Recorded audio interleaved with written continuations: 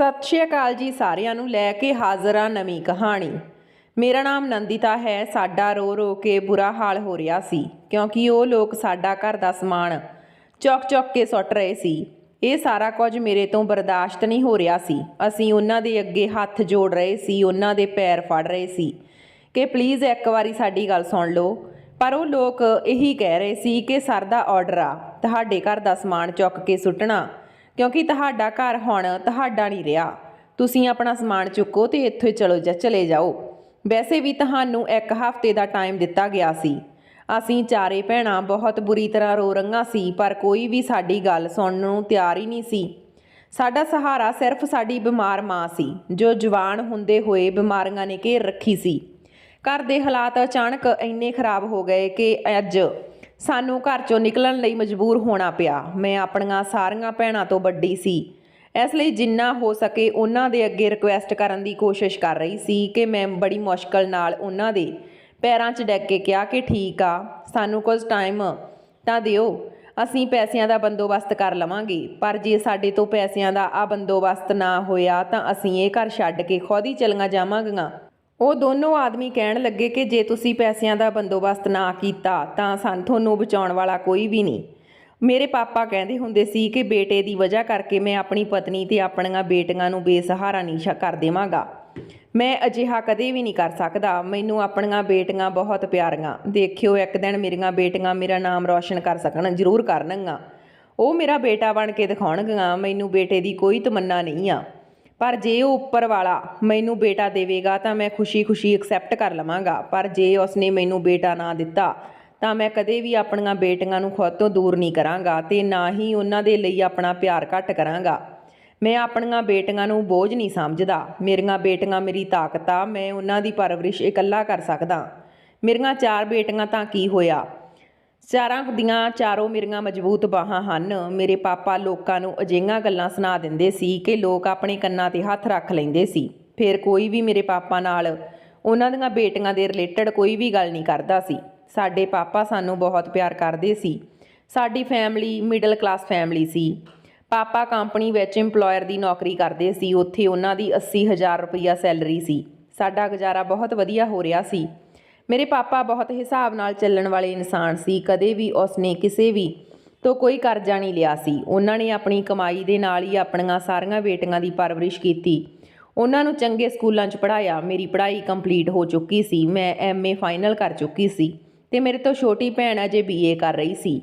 ਬਾਕੀ ਦੋਨੋਂ ਭੈਣਾਂ ਅਜੇ ਸਕੂਲ 'ਚ ਪੜ੍ਹਾਈ ਕਰ ਰਹੀਆਂ ਸੀ। ਮੇਰੀਆਂ ਛੋਟੀਆਂ ਦੋਨੋਂ ਭੈਣਾਂ 2-2 ਸਾਲ ਦਾ ਫਰਕ ਸੀ, ਜਦ ਕਿ ਮੇਰੇ ਤੋਂ ਛੋਟੇ ਵਾਲੀ ਭੈਣ ਮੇਰੇ ਤੋਂ 3 ਸਾਲ ਛੋਟੀ ਸੀ। ਅਚਾਨਕ ਸਾਡੀ ਜ਼ਿੰਦਗੀ ਵਿੱਚ ਇੱਕ ਅਜਿਹਾ ਤੂਫਾਨ ਆਇਆ ਜਿਸ ਨੇ ਸਾਡੀ ਜ਼ਿੰਦਗੀ ਨੂੰ ਹਿਲਾ ਕੇ ਰੱਖ ਦਿੱਤਾ। ਸਭ ਕੁਝ ਬਿਲਕੁਲ ਠੀਕ ਠਾਕ ਚੱਲ ਰਿਹਾ ਸੀ ਜਦੋਂ ਇੱਕ ਦਿਨ ਮੇਰੇ ਪਾਪਾ ਨੂੰ ਕਿਸੇ ਨੇ ਪੈਸਾ ਡਬਲ ਕਰਨ ਵਾਲੀ ਕੰਪਨੀ ਦੇ ਲੋਕਾਂ ਨੇ ਬੇਵਕੂਫ ਬਣਾਇਆ ਸੀ।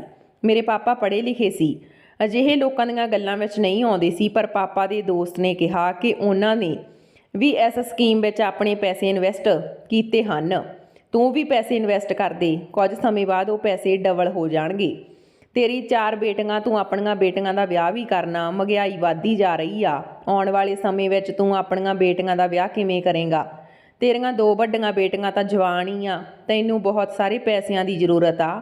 ਮੇਰੇ ਪਾਪਾ ਨੇ ਜਦੋਂ ਆਪਣੀਆਂ ਬੇਟੀਆਂ ਬਾਰੇ ਸੋਚਿਆ ਤਾਂ ਉਹਨਾਂ ਨੂੰ ਲੱਗਿਆ ਕਿ ਉਹਨਾਂ ਦੇ ਦੋਸਤ ਬਿਲਕੁਲ ਠੀਕ ਐਡਵਾਈਸ ਦੇ ਰਹੇ ਆ।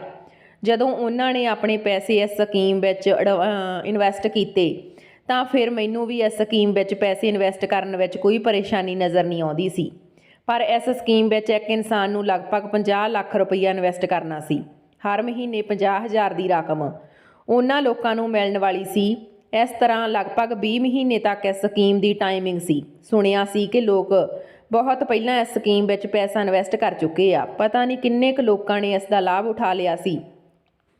50 ਲੱਖ ਰੁਪਈਏ ਦੇ ਬਦਲੇ 100 ਲੱਖ ਰੁਪਈਆ ਮਿਲਣਾ ਸੀ, ਪਰ ਪਹਿਲਾਂ 50 ਲੱਖ ਇਨਵੈਸਟ ਕਰਨ ਦੇ ਲਈ ਪੈਸੇ ਕਿੱਥੋਂ ਆਉਣੇ ਸੀ? ਪਾਪਾ ਕੋਲ ਤਾਂ ਸਿਰਫ 2-3 ਲੱਖ ਦੀ ਸੇਵਿੰਗ ਹੀ ਸੀ। ਫਿਰ ਪਾਪਾ ਨੇ ਆਪਣੇ ਦੋਸਤ ਨੂੰ ਮਨਾ ਕਰ ਦਿੱਤਾ ਕਿਉਂਕਿ ਉਹਨਾਂ ਦੇ ਕੋਲ ਪੈਸਿਆਂ ਦਾ ਇੰਤਜ਼ਾਮ ਨਹੀਂ ਹੋਇਆ ਸੀ।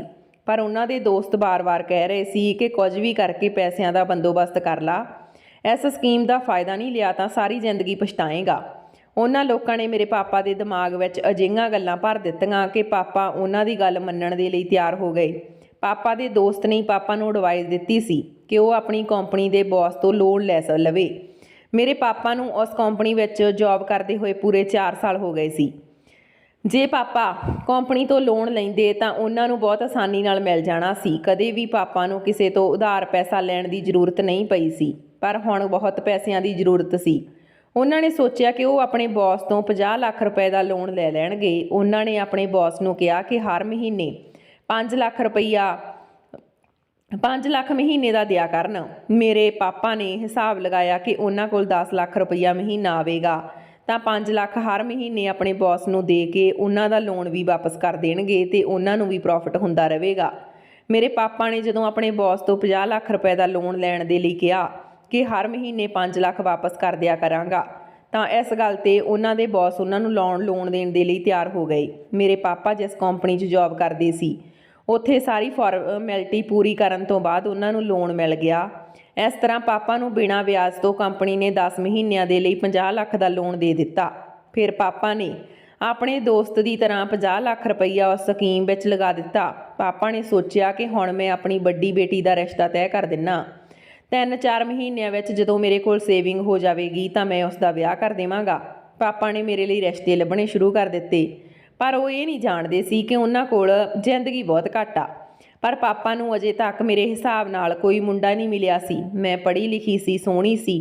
ਮੇਰੇ ਪਾਪਾ ਚਾਹੁੰਦੇ ਸੀ ਕਿ ਉਹਨਾਂ ਦੀ ਬੇਟੀ ਦਾ ਵਿਆਹ ਅਜਿਹੇ ਮੁੰਡੇ ਨਾਲ ਹੋਵੇ ਜੋ ਚੰਗੀ ਕੰਪਨੀ 'ਚ ਜੌਬ ਕਰਦਾ ਹੋਵੇ। ਅਸੀਂ ਵੀ ਬਹੁਤ ਖੁਸ਼ ਸੀ।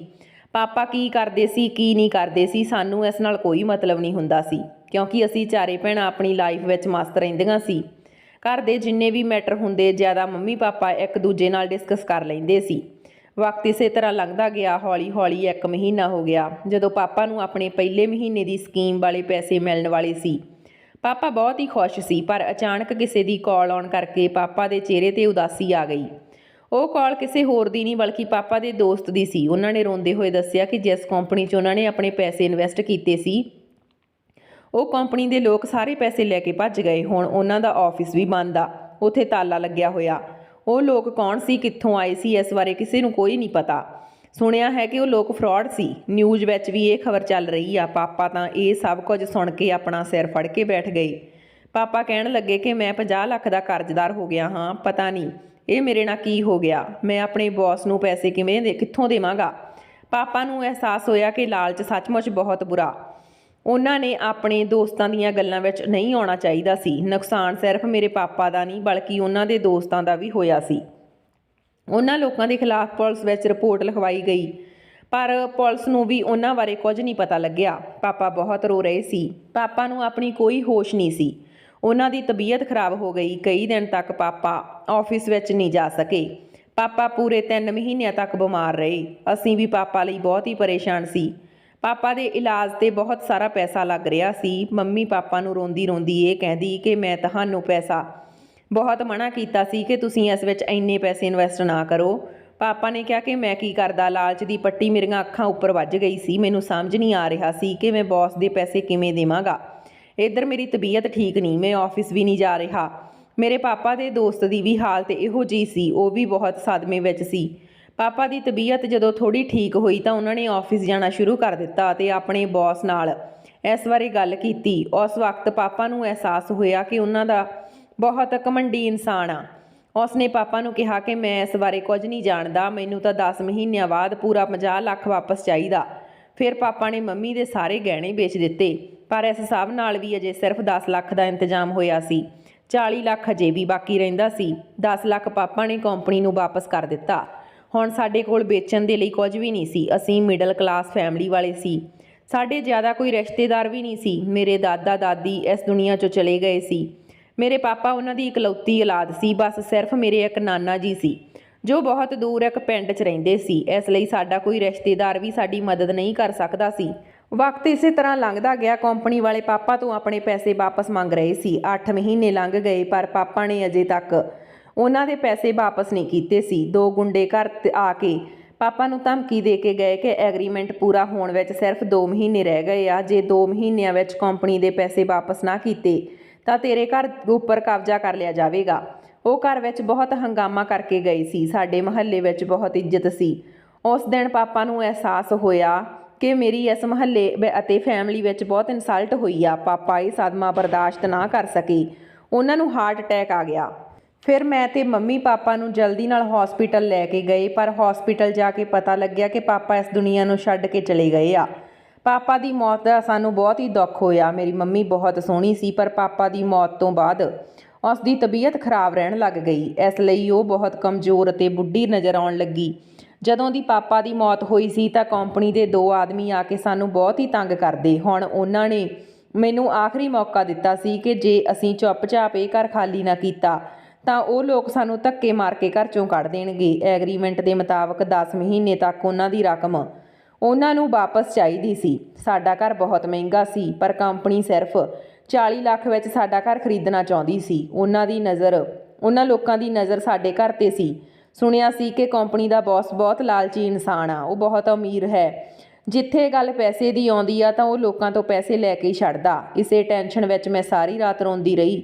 ਅਗਲੇ ਦਿਨ ਸਾਡੇ ਘਰ ਦੇ ਦਰਵਾਜ਼ੇ 'ਤੇ ਇੱਕ ਵੱਡੀ ਸਾਰੀ ਗੱਡੀ ਆ ਕੇ ਰੁਕੀ। ਦਰਵਾਜ਼ਾ ਖੜਕਣ ਲੱਗਿਆ। ਮੈਂ ਦਰਵਾਜ਼ਾ ਖੋਲ੍ਹਣ ਦੇ ਲਈ ਚਲੀ ਗਈ। ਉਹ ਦੋਨੋਂ ਆਦਮੀ ਜੋ ਹਰ ਵਾਰ ਸਾਡੇ ਘਰ ਪੈਸੇ ਲੈਣ ਦੇ ਲਈ ਆਉਂਦੇ ਸੀ, ਉਹਨਾਂ ਦੇ ਨਾਲ 2-3 ਹੋਰ ਆਦਮੀ ਸੀ ਤੇ ਇੱਕ ਲਗਭਗ 50 ਸਾਲ ਦੀ ਉਮਰ ਦਾ ਆਦਮੀ ਉਹਨਾਂ ਸਭ ਦੇ ਵਿੱਚ ਖੜਾ ਸੀ। ਉਹ ਆਦਮੀ ਕੌਣ ਸੀ ਮੈਂ ਉਸ ਨੂੰ ਨਹੀਂ ਜਾਣਦੀ ਸੀ, ਪਰ ਉਹ ਮੈਨੂੰ ਟਿਕਟਕੀ ਲਗਾ ਕੇ ਦੇਖ ਰਿਹਾ ਸੀ।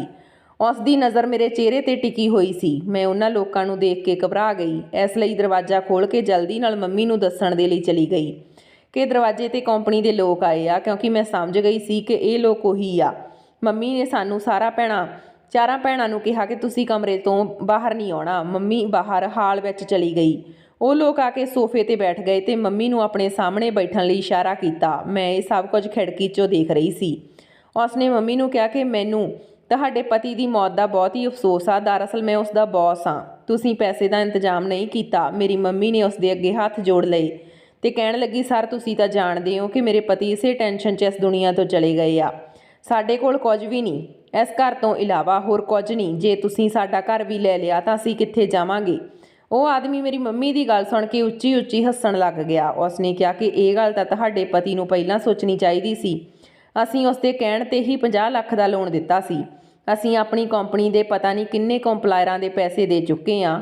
ਸਾਡੇ ਕੰਪਨੀ ਅਲੱਗ ਤੋਂ ਲੋਨ ਦੇਣ ਦਾ ਬਿਜ਼ਨਸ ਕਰਦੀ ਆ, ਪਰ ਜੋ ਸਾਡੇ ਸਿਰ ਸਾਡਾ ਲੋਨ ਵਾਪਸ ਨਹੀਂ ਕਰਦਾ, ਅਸੀਂ ਉਸ ਨੂੰ ਇਸੇ ਤਰ੍ਹਾਂ ਹੀ ਬਰਬਾਦ ਕਰ ਦਿੰਦੇ ਹਾਂ।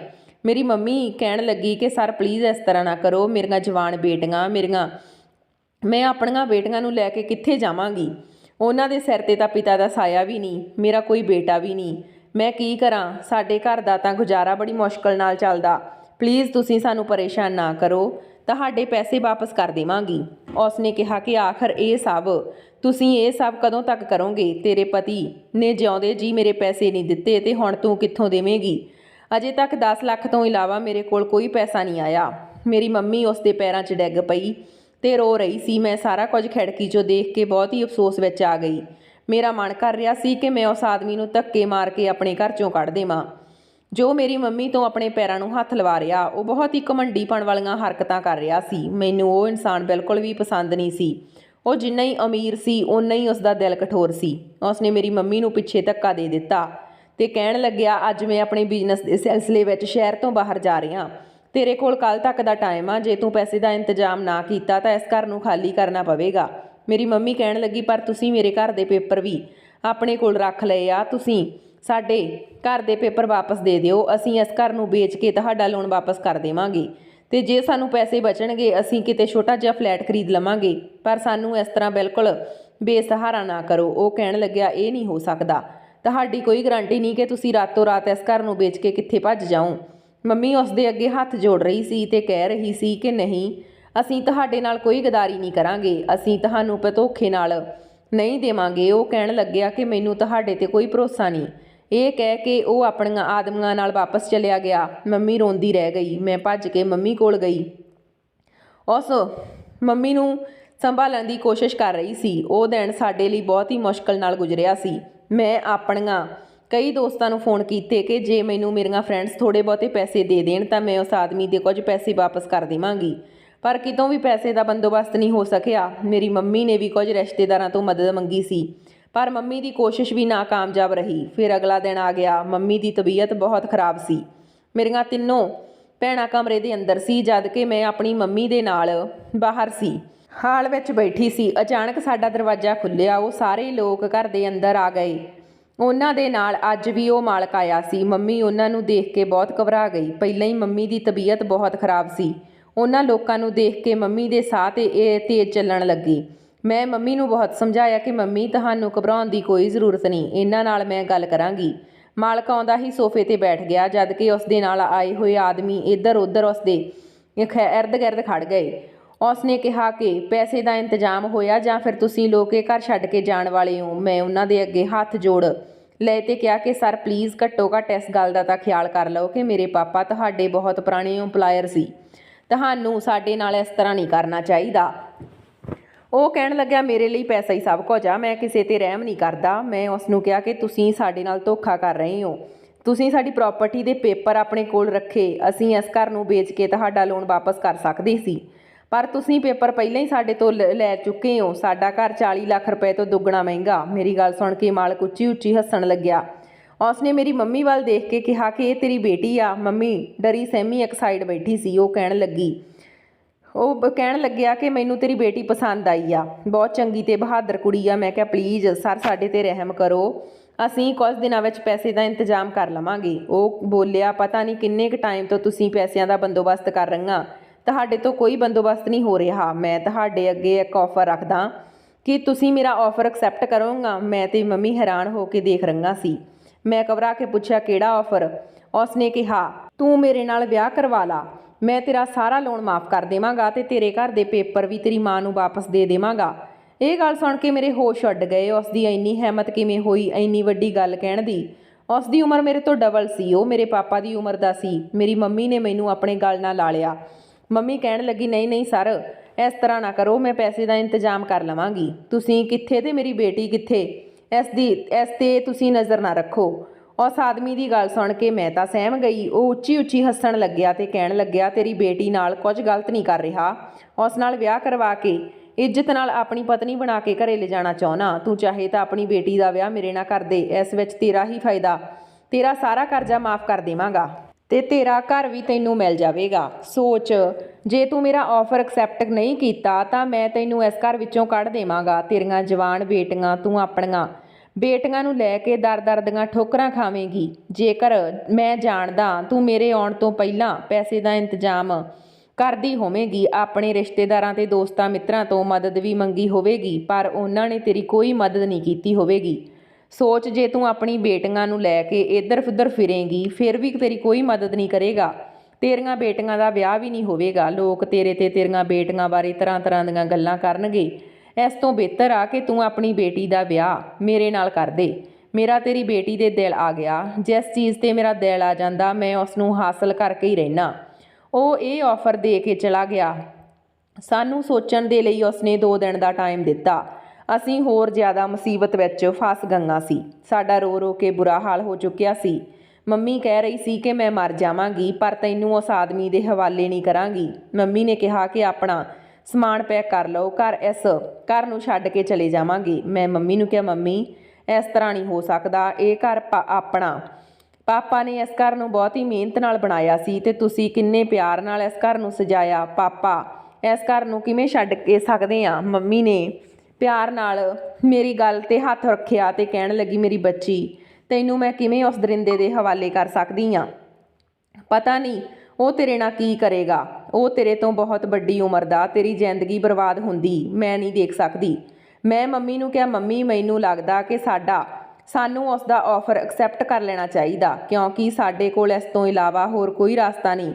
ਉਹ ਸਹੀ ਕਹਿ ਰਿਹਾ। ਸਾਡੇ ਜਿੰਨਾ ਰਿਸ਼ਤੇਦਾਰਾਂ ਨੇ ਸਾਨੂੰ ਥੋੜ੍ਹੇ ਜਿਹੇ ਪੈਸੇ ਨਹੀਂ ਦਿੱਤੇ, ਉਸ ਜ਼ਿੰਦਗੀ ਭਰ ਦੇ ਲਈ ਸਾਨੂੰ ਆਪਣੇ ਘਰ ਦੇ ਵਿੱਚ ਸਹਾਰਾ ਕਿਵੇਂ ਦੇਣਗੇ? ਮੰਮੀ ਕਹਿਣ ਲੱਗੀ, ਪਰ ਬੇਟਾ ਤੇਰਾ ਤੇ ਉਸ ਦਾ ਕੋਈ ਮੇਲ ਨਹੀਂ। ਉਸ ਨਾਲ ਤੇਰਾ ਵਿਆਹ ਕਰਕੇ ਤੇਰਾ ਨੁਕਸਾਨ ਵੀ ਹੋ ਸਕਦਾ। ਮੈਂ ਮੰਮੀ ਨੂੰ ਕਿਹਾ, ਤੁਸੀਂ ਸਭ ਕੁਝ ਉੱਪਰ ਵਾਲੇ 'ਤੇ ਛੱਡ ਦਿਓ। ਤੁਸੀਂ ਉਸ ਨੂੰ ਫੋਨ ਕਰੋ ਤੇ ਕਹਿ ਦੇਵੋ ਕਿ ਮੇਰੀ ਬੇਟੀ ਵਿਆਹ ਦੇ ਲਈ ਤਿਆਰ ਆ। ਮੈਂ ਆਪਣੀ ਵਜ੍ਹਾ ਕਰਕੇ ਤੁਹਾਨੂੰ ਸਭ ਨੂੰ ਤਕਲੀਫ ਵਿੱਚੋਂ ਨਹੀਂ ਦੇਖ ਸਕਦੀ। ਜੇ ਉਹ ਮੇਰੇ ਨਾਲ ਵਿਆਹ ਕਰਵਾਉਣਾ ਚਾਹੁੰਦਾ ਤਾਂ ਮੈਂ ਉਸ ਨਾਲ ਵਿਆਹ ਕਰਵਾਉਣ ਦੇ ਲਈ ਤਿਆਰ ਹਾਂ। ਤੁਹਾਡੀ ਸਭ ਦੀ ਜ਼ਿੰਦਗੀ ਸੁਖਾਲੀ ਹੋ ਜਾਵੇਗੀ। ਮੇਰੀ ਇਕੱਲੀ ਦੀ ਵਜ੍ਹਾ ਕਰਕੇ ਤੁਸੀਂ ਸਭ ਮੁਸ਼ਕਲ ਵਿੱਚ ਫਸ ਜਾਓਗੇ। ਪਰ ਜੇ ਮੇਰੇ ਵਿਆਹ ਕਰਵਾਉਣ ਨਾਲ ਤੁਹਾਡੀ ਜ਼ਿੰਦਗੀ ਸੌਖੀ ਰਹਿ ਸਕਦੀ ਆ ਤਾਂ ਫਿਰ ਮੈਨੂੰ ਵਿਆਹ ਕਰਵਾਉਣ 'ਚ ਕੀ ਪਰੇਸ਼ਾਨੀ ਆ। ਮੰਮੀ ਅਤੇ ਮੇਰੀਆਂ ਤਿੰਨੇ ਭੈਣਾਂ ਬਹੁਤ ਹੀ ਰੋਈਆਂ। ਉਹਨਾਂ ਨੇ ਕਿਹਾ ਕਿ ਉਸ ਇਨਸਾਨ ਨੂੰ ਕਦੇ ਵੀ ਖੁਸ਼ੀ ਨਸੀਬ ਨਹੀਂ ਹੋਵੇਗੀ ਜੋ ਅੱਜ ਸਾਨੂੰ ਮਜਬੂਰ ਕਰ ਰਿਹਾ। ਮੈਂ ਜਿੱਦ ਕਰਕੇ ਮੰਮੀ ਤੋਂ ਉਸ ਆਦਮੀ ਨੂੰ ਕਾਲ ਕਰਵਾ ਦਿੱਤੀ। ਉਹ ਮੰਮੀ ਦੀ ਗੱਲ ਸੁਣ ਕੇ ਬਹੁਤ ਖੁਸ਼ ਹੋਇਆ ਸੀ। ਮੈਂ ਉਸ ਨਾਲ ਵਿਆਹ ਕਰਵਾਉਣ ਦੇ ਲਈ ਤਿਆਰ ਹੋ ਗਈ। ਉਸ ਨੇ ਕਿਹਾ ਕਿ ਉਹ ਕੱਲ੍ਹ ਹੀ ਵਿਆਹ ਕਰਵਾਵੇਗਾ ਅਤੇ ਮੈਨੂੰ ਆਪਣੇ ਘਰ ਲੈ ਜਾਵੇਗਾ। ਮੈਂ ਸਾਰੀ ਰਾਤ ਰੋਂਦੀ ਰਹੀ। ਮੈਂ ਇਮੋਸ਼ਨਲ ਹੋ ਕੇ ਫੈਸਲਾ ਤਾਂ ਕਰ ਲਿਆ ਸੀ, ਪਰ ਡਰ ਤਾਂ ਮੈਨੂੰ ਵੀ ਲੱਗ ਰਿਹਾ ਸੀ ਕਿ ਉਹ ਆਦਮੀ ਆਪਣੇ ਘਰ ਲਿਜਾ ਕੇ ਮੇਰੇ ਨਾਲ ਪਤਾ ਨਹੀਂ ਕਿਹੋ ਜਿਹਾ ਸਲੂਕ ਕਰੇਗਾ। ਉਹ ਇਨਸਾਨ ਬਹੁਤ ਘਟੀਆ ਇਨਸਾਨ ਸੀ, ਇੱਕ ਤਰ੍ਹਾਂ ਦਾ ਦਰਿੰਦਾ। ਅਗਲੇ ਦਿਨ ਸ਼ਾਮ ਦੇ ਟਾਈਮ ਉਹ ਮੇਰੇ ਨਾਲ ਵਿਆਹ ਕਰਵਾਉਣ ਦੇ ਲਈ ਸਾਡੇ ਘਰ ਆ ਗਿਆ। ਉਸ ਨੇ ਮੇਰੇ ਨਾਲ ਵਿਆਹ ਕਰਵਾ ਲਿਆ। ਆਪਣੀ ਜ਼ੁਬਾਨ ਮੁਤਾਬਕ ਮੰਮੀ ਨੂੰ ਘਰ ਦੇ ਪੇਪਰ ਦੇ ਦਿੱਤੇ, ਲੋਨ ਦਾ ਐਗਰੀਮੈਂਟ ਵੀ ਪਾੜ ਦਿੱਤਾ। ਉਸ ਦੇ ਬਾਅਦ ਉਹ ਮੈਨੂੰ ਆਪਣੇ ਘਰ ਲੈ ਕੇ ਚਲਾ ਗਿਆ। ਮੇਰੀ ਵਿਦਾਈ 'ਤੇ ਮੇਰੀ ਮੰਮੀ ਅਤੇ ਮੇਰੀਆਂ ਤਿੰਨੋਂ ਭੈਣਾਂ ਬਹੁਤ ਰੋਈਆਂ ਸੀ। ਉਹਨਾਂ ਦਾ ਮਨ ਨਹੀਂ ਕਰ ਰਿਹਾ ਸੀ ਕਿ ਮੈਨੂੰ ਉਸ ਆਦਮੀ ਦੇ ਨਾਲ ਭੇਜਣ, ਪਰ ਕਦੇ-ਕਦੇ ਕੁਝ ਪਾਉਣ ਦੇ ਲਈ ਕੁਝ ਗਵਾਉਣਾ ਵੀ ਪੈਂਦਾ। ਮੈਂ ਉਸ ਦੀ ਵੱਡੀ ਸਾਰੀ ਗੱਡੀ ਵਿੱਚ ਬੈਠ ਕੇ ਉਸ ਦੇ ਘਰ ਆ ਗਈ। ਉਹ ਬਹੁਤ ਵੱਡਾ ਬੰਗਲਾ ਸੀ। ਬੰਗਲਾ ਮੈਂ ਆਪਣੀ ਜ਼ਿੰਦਗੀ ਵਿੱਚ ਅਜਿਹਾ ਬੰਗਲਾ ਪਹਿਲੀ ਵਾਰ ਦੇਖਿਆ ਸੀ। ਜਦੋਂ ਮੈਂ ਇੱਧਰ ਉੱਧਰ ਦੇਖ ਰਹੀ ਸੀ ਤਾਂ ਉਹ ਕਹਿਣ ਲੱਗਿਆ ਕਿ ਇਹ ਸਭ ਕੁਝ ਤੇਰਾ ਹੀ ਆ, ਤੂੰ ਆਰਾਮ ਨਾਲ ਰਵੇਂਗੀ। ਉਸ ਦੀ ਗੱਲ ਸੁਣ ਕੇ ਮੈਂ ਸ਼ਰਮਿੰਦਾ ਹੋ ਗਈ। ਮੈਂ ਆਪਣੀ ਨਜ਼ਰ ਝੁਕਾ ਲਈ। ਜਦੋਂ ਅਸੀਂ ਬੰਗਲੇ ਦੇ ਅੰਦਰ ਗਏ ਤਾਂ ਮੈਂ ਦੇਖਿਆ ਕਿ ਇੱਕ ਔਰਤ ਬੱਚਿਆਂ ਦੇ ਨਾਲ ਹਾਲ 'ਚ ਬੈਠੀ ਸੀ, ਜਦ ਕਿ ਇੱਕ ਆਦਮੀ ਵੀ ਮੌਜੂਦ ਸੀ। ਉਸ ਨੇ ਨੌਕਰਾਣੀ ਨੂੰ ਆਵਾਜ਼ ਦਿੱਤੀ ਤੇ ਕਹਿਣ ਲੱਗਾ ਕਿ ਇਹ ਮੇਰੀ ਪਤਨੀ ਆ, ਇਸ ਨੂੰ ਮੇਰੇ ਕਮਰੇ ਵਿੱਚ ਲੈ ਜਾਓ। ਇਹ ਗੱਲ ਸੁਣ ਕੇ ਉਹ ਔਰਤ ਬੇਚੈਨ ਹੋ ਗਈ। ਉਹ ਝਟਪਟ ਖੜੀ ਹੋਈ। ਨੌਕਰਾਣੀ ਆਈ ਤੇ ਮੈਨੂੰ ਆਪਣੇ ਨਾਲ ਲੈ ਗਈ। ਫਿਰ ਪਤਾ ਨਹੀਂ ਉਹਨਾਂ ਲੋਕਾਂ ਵਿੱਚ ਕੀ ਗੱਲਬਾਤ ਹੋਈ, ਉਹ ਮੈਂ ਸੁਣ ਨਾ ਸਕੀ। ਮੈਨੂੰ ਮੇਰੇ ਕਮਰੇ ਦੇ ਅੰਦਰ ਭੇਜ ਦਿੱਤਾ ਗਿਆ। ਉਸ ਆਦਮੀ ਦਾ ਕਮਰਾ ਬਹੁਤ ਵੱਡਾ ਸੀ ਤੇ ਬਹੁਤ ਹੀ ਸੋਹਣਾ। ਮੈਂ ਬੈੱਡ 'ਤੇ ਦੁਲਹਨ ਦੀ ਤਰ੍ਹਾਂ ਬੈਠੀ ਸੀ। ਮੈਂ ਉਸ ਦੀ ਉਡੀਕ ਕਰ ਰਹੀ ਸੀ ਕਿਉਂਕਿ ਉਹ ਜਿਹੋ ਜਿਹਾ ਵੀ ਸੀ ਮੇਰਾ ਪਤੀ ਸੀ, ਪਰ ਮੈਂ ਉਸ ਨੂੰ ਆਪਣਾ ਪਤੀ ਨਹੀਂ ਮੰਨਿਆ ਸੀ। ਇਹ ਵਿਆਹ ਸਿਰਫ ਫਾਰਮੈਲਿਟੀ ਨਿਭਾਉਣ ਲਈ ਹੋਇਆ ਸੀ। ਮੈਂ ਨਜ਼ਰਾਂ ਝੁਕਾ ਕੇ ਬੈਠੀ ਸੀ। ਜਦੋਂ ਉਹ ਕਮਰੇ ਦੇ ਅੰਦਰ ਆਇਆ ਤੇ ਉਸਨੇ ਕਿਹਾ ਰਿਲੈਕਸ ਹੋ ਜਾ। ਇਹ ਕਹਿ ਕੇ ਉਸਨੇ ਬੈੱਡ ਤੋਂ ਸਿਰਹਾਣਾ ਚੁੱਕਿਆ ਤੇ ਸੋਫੇ 'ਤੇ ਪੈ ਗਿਆ। ਉਸ ਦੀ ਇਹ ਹਰਕਤ ਮੈਨੂੰ ਬਹੁਤ ਹੀ ਅਜੀਬ ਲੱਗੀ ਕਿਉਂਕਿ ਉਸ ਨੂੰ ਮੇਰੇ ਨਾਲ ਵਿਆਹ ਕਰਵਾਉਣ ਦੀ ਜਿੰਨੀ ਬੇਚੈਨੀ ਸੀ ਜਾਂ ਜਿਸ ਹਾਲਾਤ ਵਿੱਚ ਉਸ ਨੇ ਮੇਰੇ ਨਾਲ ਵਿਆਹ ਕਰਵਾਇਆ ਸੀ, ਉਸ ਹਿਸਾਬ ਨਾਲ ਮੈਨੂੰ ਤਾਂ ਇਹੀ ਲੱਗਦਾ ਸੀ ਕਿ ਕਮਰੇ ਵਿੱਚ ਆਉਣ ਤੋਂ ਬਾਅਦ ਉਹ ਮੇਰੇ ਨਾਲ ਜ਼ਬਰਦਸਤੀ ਕਰੇਗਾ। ਪਰ ਉਹ ਤਾਂ ਬਹੁਤ ਹੀ ਨੋਰਮਲ ਤੇ ਸਿੱਧਾ ਸਾਦਾ ਇਨਸਾਨ ਲੱਗ ਰਿਹਾ ਸੀ। ਉਹ ਆਪਣੇ ਕੱਪੜੇ ਚੇਂਜ ਕਰਕੇ ਪਹਿਲਾਂ ਹੀ ਕਮਰੇ 'ਚ ਆਇਆ ਸੀ। ਬਸ ਕਮਰੇ ਵਿੱਚ ਆ ਕੇ ਸੋਫੇ 'ਤੇ ਸੌਂ ਗਿਆ। ਸ਼ਾਇਦ ਉਹ ਬਹੁਤ ਥੱਕਿਆ ਹੋਇਆ ਸੀ। ਮੈਨੂੰ ਕੁਝ ਸਮਝ ਨਹੀਂ ਆ ਰਿਹਾ ਸੀ। ਮੈਨੂੰ ਇਸ ਤਰ੍ਹਾਂ ਲੱਗ ਰਿਹਾ ਸੀ ਜਿਵੇਂ ਅੱਜ ਦੀ ਰਾਤ ਮੈਂ ਉਸ ਤੋਂ ਬਚ ਗਈ। ਮੈਂ ਵੀ ਆਰਾਮ ਨਾਲ ਬੈੱਡ 'ਤੇ ਪੈ ਗਈ, ਪਰ ਮੈਨੂੰ ਸਾਰੀ ਰਾਤ ਟੈਨਸ਼ਨ 'ਚ ਨੀਂਦ ਨਹੀਂ ਆਈ ਕਿ ਕਿਤੇ ਉਹ ਕਿਸੇ ਟਾਈਮ ਮੇਰੇ ਨਾਲ ਕੁਝ ਗਲਤ ਨਾ ਕਰ ਦੇਵੇ। ਸੁਬਾਹ ਦਾ ਟਾਈਮ ਹੋਇਆ ਤਾਂ ਮੈਂ ਉੱਠ ਕੇ ਇੱਧਰ ਉੱਧਰ ਟਹਿਲਣ ਲੱਗੀ। ਲਗਭਗ 7 ਵਜੇ ਉਸ ਦੇ ਮੋਬਾਈਲ ਦਾ ਅਲਾਰਮ ਵੱਜਿਆ ਤਾਂ ਉਹ ਵੀ ਉੱਠ ਗਿਆ, ਨਹਾਉਣ ਦੇ ਲਈ ਚਲਾ ਗਿਆ। ਉਸ ਤੋਂ ਬਾਅਦ ਉਹ ਚੰਗੀ ਤਰ੍ਹਾਂ ਤਿਆਰ ਹੋ ਗਿਆ। ਉਸ ਨੇ ਕਿਹਾ ਕਿ ਮੈਂ ਜਾਣਦਾ ਹਾਂ ਤੂੰ ਸਾਰੀ ਰਾਤ ਸੁੱਤੀ ਨਹੀਂ, ਹੁਣ ਆਰਾਮ ਨਾਲ ਸੌਂ ਜਾ, ਮੈਂ ਆਫਿਸ ਜਾ ਰਿਹਾ। ਉਹ ਸੁਬਾਹ ਤਿਆਰ ਹੋ ਕੇ ਆਫਿਸ ਚਲਾ ਗਿਆ। ਮੈਂ ਕਮਰੇ ਦਾ ਦਰਵਾਜ਼ਾ ਬੰਦ ਕਰਕੇ ਆਰਾਮ ਨਾਲ ਸੌਂ ਗਈ। ਲਗਭਗ 12 ਵਜੇ ਤੱਕ ਮੇਰੀ ਅੱਖ ਖੁੱਲ੍ਹੀ ਕਿਉਂਕਿ ਮੈਨੂੰ ਬਹੁਤ ਸਕੂਨ ਦੀ ਨੀਂਦ ਆਈ ਸੀ। ਮੈਨੂੰ ਤਸੱਲੀ ਸੀ ਕਿ ਹੁਣ ਮੇਰੇ ਪਰਿਵਾਰ ਨੂੰ ਕੋਈ ਪਰੇਸ਼ਾਨੀ ਨਹੀਂ ਹੋਵੇਗੀ। ਦੁਪਹਿਰ ਦੇ 1 ਵਜੇ ਸੀ ਜਦੋਂ ਉਹ ਦੁਬਾਰਾ ਘਰ ਆਇਆ। ਉਸ ਨੇ ਮੈਨੂੰ ਕਮਰੇ 'ਚ ਦੇਖਿਆ ਤੇ ਕਹਿਣ ਲੱਗਿਆ ਤੂੰ ਨਾਸ਼ਤਾ ਕੀਤਾ ਜਾਂ ਨਹੀਂ। ਮੈਂ ਨਾ ਵਿੱਚ ਸਿਰ ਹਿਲਾਇਆ ਤਾਂ ਉਸ ਨੇ ਮੈਨੂੰ ਕਿਹਾ ਚੰਗੀ ਤਰ੍ਹਾਂ ਤਿਆਰ ਹੋ ਜਾ, ਫਿਰ ਮੇਰੇ ਨਾਲ ਜਾਣਾ। ਮੈਂ ਉਸ ਦੇ ਨਾਲ ਜਾਣ ਦੇ ਲਈ ਸਾਫ਼ ਇਨਕਾਰ ਕਰ ਦਿੱਤਾ। ਉਹ ਕਹਿਣ ਲੱਗਿਆ ਦੇਖ ਹੁਣ ਤੂੰ ਮੇਰੀ ਪਤਨੀ ਆ, ਜਿਵੇਂ ਮੈਂ ਕਹਾਂਗਾ ਤੈਨੂੰ ਉਵੇਂ ਕਰਨਾ ਪਵੇਗਾ। ਮੇਰੇ ਕੋਲ ਉਸ ਦੀ ਗੱਲ ਮੰਨਣ ਦੇ ਇਲਾਵਾ ਹੋਰ ਕੋਈ ਰਸਤਾ ਨਹੀਂ ਸੀ। ਇਸ ਲਈ ਮੈਂ ਚੰਗੇ ਜਿਹੇ ਕੱਪੜੇ ਪਾ ਕੇ ਤਿਆਰ ਹੋ ਗਈ ਕਿਉਂਕਿ ਨੌਕਰਾਣੀ ਨੇ ਮੈਨੂੰ ਕੱਪੜੇ ਲਿਆ ਕੇ ਦਿੱਤੇ ਸੀ। ਉਹ ਮੈਨੂੰ ਬਹੁਤ ਵੱਡੇ ਰੈਸਟੋਰੈਂਟ 'ਚ ਲੈ ਕੇ ਚਲਾ ਗਿਆ। ਉੱਥੇ ਅਸੀਂ ਨਾਸ਼ਤਾ ਕੀਤਾ। ਉਸ ਤੋਂ ਬਾਅਦ ਸ਼ਾਪਿੰਗ ਕਰਵਾਉਣ ਦੇ ਲਈ ਲੈ ਗਿਆ। ਮੈਨੂੰ ਬਹੁਤ ਸਾਰੇ ਕੱਪੜੇ ਲੈ ਕੇ ਦਿੱਤੇ। ਫਿਰ ਅਸੀਂ ਘਰ ਵਾਪਸ ਆ ਗਏ, ਪਰ ਰਸਤੇ ਵਿੱਚ ਉਸ ਨੇ ਮੇਰੇ ਨਾਲ ਕੋਈ ਗੱਲ ਨਹੀਂ ਕੀਤੀ। ਜਦੋਂ ਅਸੀਂ ਘਰ ਆਏ ਤਾਂ ਉਹ ਔਰਤ ਸਾਡੇ ਸਾਹਮਣੇ ਆ ਕੇ ਖੜ ਗਈ। ਉਹ ਔਰਤ ਉਸ ਦੀ ਭੈਣ ਸੀ। ਉਹ ਆਪਣੇ ਭਰਾ ਨੂੰ ਕਹਿਣ ਲੱਗੀ ਤੈਨੂੰ ਸ਼ਰਮ ਨਹੀਂ ਆਉਂਦੀ ਆਪਣੇ ਤੋਂ ਛੋਟੀ ਉਮਰ ਦੀ ਕੁੜੀ ਨਾਲ ਵਿਆਹ ਕਰਵਾ ਕੇ ਇਸ ਕੁੜੀ ਦੀ ਜ਼ਿੰਦਗੀ ਬਰਬਾਦ ਕਰ ਦਿੱਤੀ। ਜ਼ਰੂਰ ਇਹ ਕੁੜੀ ਗਰੀਬ ਪਰਿਵਾਰ ਦੀ ਹੋਵੇਗੀ, ਤੂੰ ਇਸ ਨੂੰ ਤੇ ਇਸ ਦੇ ਪਰਿਵਾਰ ਨੂੰ ਬਲੈਕਮੇਲ ਕਰਕੇ ਇਸ ਨਾਲ ਵਿਆਹ ਕਰਵਾਇਆ ਹੋਵੇਗਾ। ਤੈਨੂੰ ਸ਼ਰਮ ਨਹੀਂ ਆਈ ਇੰਨੀ ਛੋਟੀ ਉਮਰ ਦੀ ਕੁੜੀ ਨਾਲ ਵਿਆਹ ਕਰਵਾਉਣ ਲੱਗੇ। ਉਸਨੇ ਕਿਹਾ ਤੂੰ ਚੁੱਪ ਹੋ ਜਾ, ਤੈਨੂੰ ਮੇਰੀ ਜ਼ਿੰਦਗੀ 'ਚ ਇੰਟਰਫੇਅਰ ਕਰਨ ਦੀ ਕੋਈ ਜ਼ਰੂਰਤ ਨਹੀਂ, ਤੂੰ ਆਪਣੀ ਸ਼ਾਦੀशुदा ਜ਼ਿੰਦਗੀ 'ਤੇ ਧਿਆਨ ਦੇ। ਪਰ ਉਹ ਚੀਖ ਕੇ ਮੇਰੇ ਲਈ ਬੋਲ ਰਹੀ ਸੀ। ਮੈਨੂੰ ਉਸ ਦੀ ਭੈਣ ਬੁਰੀ ਨਹੀਂ ਲੱਗ ਰਹੀ ਸੀ। ਮੇਰੇ ਪਤੀ ਨੇ ਮੈਨੂੰ ਕਮਰੇ ਵਿੱਚ ਜਾਣ ਲਈ ਕਿਹਾ, ਇਸ ਲਈ ਮੈਂ ਕਮਰੇ 'ਚ ਚਲੀ ਗਈ। ਮੈਂ ਆਪਣੇ ਕੱਪੜੇ ਚੇਂਜ ਕਰਨੇ ਸੀ। ਮੈਂ ਕਮਰੇ 'ਚ ਇੱਧਰ ਉੱਧਰ ਦੇਖ ਰਹੀ ਸੀ ਤਾਂ ਬਹੁਤ ਸਾਰੇ ਕੱਪਬੋਰਡ ਬਣੇ ਹੋਏ ਸੀ ਤੇ ਇੱਕ ਵੱਡੀ ਸਾਰੀ ਅਲਮਾਰੀ ਰੱਖੀ ਹੋਈ ਸੀ। ਮੈਂ ਸੋਚਿਆ ਸ਼ਾਇਦ ਇਸ ਅਲਮਾਰੀ 'ਚ ਨੌਕਰਾਣੀ ਨੇ ਮੇਰੇ ਲਈ ਕੱਪੜੇ ਰੱਖ ਦਿੱਤੇ ਹੋਣਗੇ। ਮੈਂ ਜਿਵੇਂ ਹੀ ਅਲਮਾਰੀ ਖੋਲ੍ਹੀ ਤਾਂ ਮੈਂ ਦੰਗ ਰਹਿ ਗਈ। ਉਸ ਅਲਮਾਰੀ 'ਚ ਬਹੁਤ ਸਾਰੇ ਕੱਪੜੇ ਸੀ, ਬਹੁਤ ਸਾਰੇ ਗਹਿਣੇ ਰੱਖੇ ਹੋਏ ਸੀ। ਮੈਂ ਬਾਕੀ ਦੇ ਕੱਪਬੋਰਡ ਖੋਲ੍ਹ ਕੇ ਦੇਖੇ ਤਾਂ ਉੱਥੇ ਮੇਕਅਪ ਦਾ ਸਮਾਨ ਤੇ ਲੇਡੀਜ਼ ਦੇ ਇਸਤੇਮਾਲ ਦੀ ਹਰ ਚੀਜ਼ ਕਮਰੇ ਵਿੱਚ ਰੱਖੀ ਹੋਈ ਸੀ। ਕੀ ਇਹ ਸਾਰਾ ਸਮਾਨ ਮੇਰੇ ਪਤੀ ਮੇਰੇ ਲਈ ਪਹਿਲਾਂ ਹੀ ਲਿਆ ਕੇ ਰੱਖਿਆ ਸੀ? ਪਰ ਉਹ ਇੰਨੀ ਜਲਦੀ ਇੰਨਾ ਢੇਰ ਸਾਰਾ ਸਮਾਨ ਕਿਵੇਂ ਲੈ ਆ ਸਕਦਾ ਸੀ? ਅਲਮਾਰੀ 'ਚ ਜੋ ਕੱਪੜੇ ਸੀ, ਮੈਂ ਉਹ ਕੱਪੜੇ ਜਿਵੇਂ ਹੀ ਕੱਢੇ ਮੈਂ ਦੇਖ ਕੇ ਹੈਰਾਨ ਰਹਿ ਗਈ ਕਿ ਉਹ ਕੱਪੜੇ ਮੇਰੇ ਸਾਈਜ਼ ਦੇ ਨਹੀਂ ਸੀ। ਉਹ ਕੱਪੜੇ ਦੇ ਸਾਈਜ਼ ਮੇਰੇ ਸਾਈਜ਼ ਤੋਂ ਬਹੁਤ ਵੱਡਾ ਸੀ ਤੇ ਸਾਰੇ ਕੱਪੜੇ ਲਗਭਗ ਇੱਕ ਹੀ ਸਾਈਜ਼ ਦੇ ਸੀ। ਕੁਝ ਕੱਪੜਿਆਂ ਨੂੰ ਦੇਖ ਕੇ ਇਸ ਤਰ੍ਹਾਂ ਲੱਗਿਆ ਜਿਵੇਂ ਉਹ ਕੱਪੜੇ ਕਿਸੇ ਨੇ ਪਾਏ ਹੁੰਦੇ ਆ। ਫਿਰ ਮੈਂ ਅਲਮਾਰੀ 'ਚ ਹੋਰ ਜ਼ਿਆਦਾ ਛਾਣਬੀਣ ਕਰਨ ਦੀ ਕੋਸ਼ਿਸ਼ ਕੀਤੀ। ਕੱਪੜੇ ਕੱਢਦੇ ਸਮੇਂ ਅਚਾਨਕ ਇੱਕ ਐਲਬਮ ਜ਼ਮੀਨ 'ਤੇ ਡਿੱਗ ਪਈ। ਮੈਂ ਉਸ ਐਲਬਮ ਨੂੰ ਚੁੱਕਿਆ ਤੇ ਖੋਲ੍ਹ ਕੇ ਦੇਖਿਆ ਤੇ ਮੇਰੀਆਂ ਅੱਖਾਂ ਖੁੱਲ੍ਹੀਆਂ ਦੀਆਂ ਖੁੱਲ੍ਹੀਆਂ ਰਹਿ ਗਈਆਂ। ਉਸ ਐਲਬਮ ਵਿੱਚ ਬਹੁਤ ਸਾਰੀਆਂ ਫੋਟੋਆਂ ਸੀ ਜਿਸ 'ਚ ਮੇਰਾ ਪਤੀ ਤੇ ਉਸ ਦੇ ਨਾਲ ਇੱਕ ਔਰਤ ਮੌਜੂਦ ਸੀ।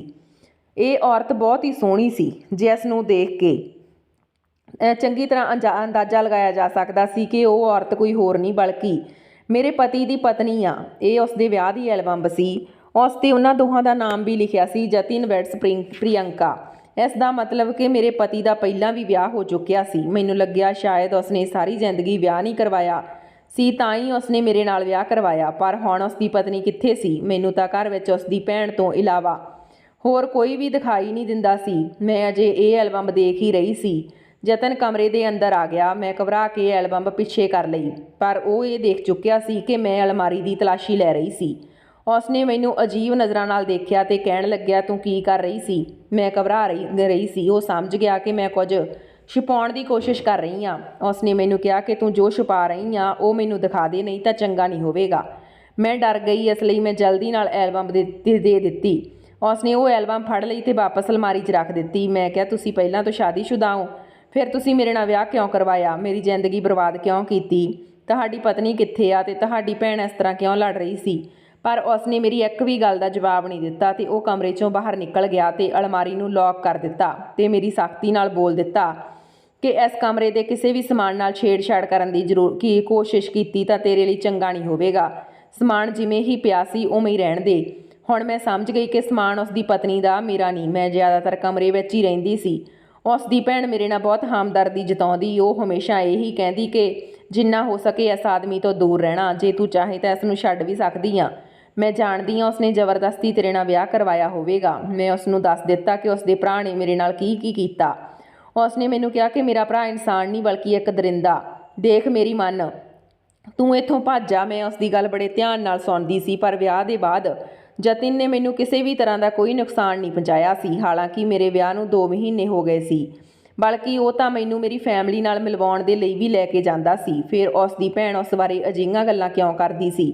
ਹਾਂ, ਮੈਂ ਮੰਨਦੀ ਹਾਂ ਕਿ ਉਹ ਇਨਸਾਨ ਪਹਿਲਾਂ ਬਹੁਤ ਗਲਤ ਸੀ, ਪਰ ਵਿਆਹ ਦੇ ਬਾਅਦ ਉਸਨੇ ਮੈਨੂੰ ਕਿਸੇ ਚੀਜ਼ ਦੀ ਕੋਈ ਤਕਲੀਫ ਨਹੀਂ ਹੋਣ ਦਿੱਤੀ। ਇਸ ਲਈ ਮੈਂ ਉਸ ਤੋਂ ਤੰਗ ਤਾਂ ਨਹੀਂ ਆਈ।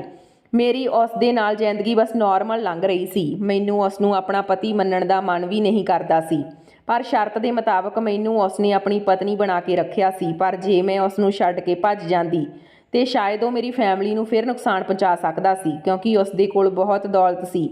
ਦੌਲਤਮੰਦ ਇਨਸਾਨ ਤਾਂ ਕੁਝ ਵੀ ਕਰ ਸਕਦਾ। ਬਸ ਇਹੀ ਸੋਚ ਕੇ ਮੈਂ ਉਸ ਘਰ ਵਿੱਚ ਰਹਿ ਰਹੀ ਸੀ। ਪਰ ਉਸ ਦੀ ਭੈਣ ਵਾਰ-ਵਾਰ ਮੈਨੂੰ ਇਹੀ ਐਡਵਾਈਸ ਦਿੰਦੀ ਸੀ ਕਿ ਤੂੰ ਭੱਜਣਾ ਚਾਹੁੰਦੀ ਆ ਤਾਂ ਭੱਜ ਜਾ, ਇਸ ਤੋਂ ਪਹਿਲਾਂ ਕਿ ਤੇਰੇ 'ਤੇ ਕੋਈ ਵੱਡੀ ਮੁਸੀਬਤ ਆ ਜਾਵੇ। ਮੈਂ ਕਿਸੇ ਨੂੰ ਕੁਝ ਨਹੀਂ ਦੱਸਾਂਗੀ ਤੂੰ ਕਿੱਥੇ ਗਈ ਆ। ਪਰ ਮੇਰਾ ਮਨ ਨਹੀਂ ਕਰਦਾ ਸੀ ਕਿ ਮੈਂ ਉਸ ਦੀ ਗੱਲ ਮੰਨਾਂ। ਮੈਂ ਚੁੱਪ ਰਹਿੰਦੀ।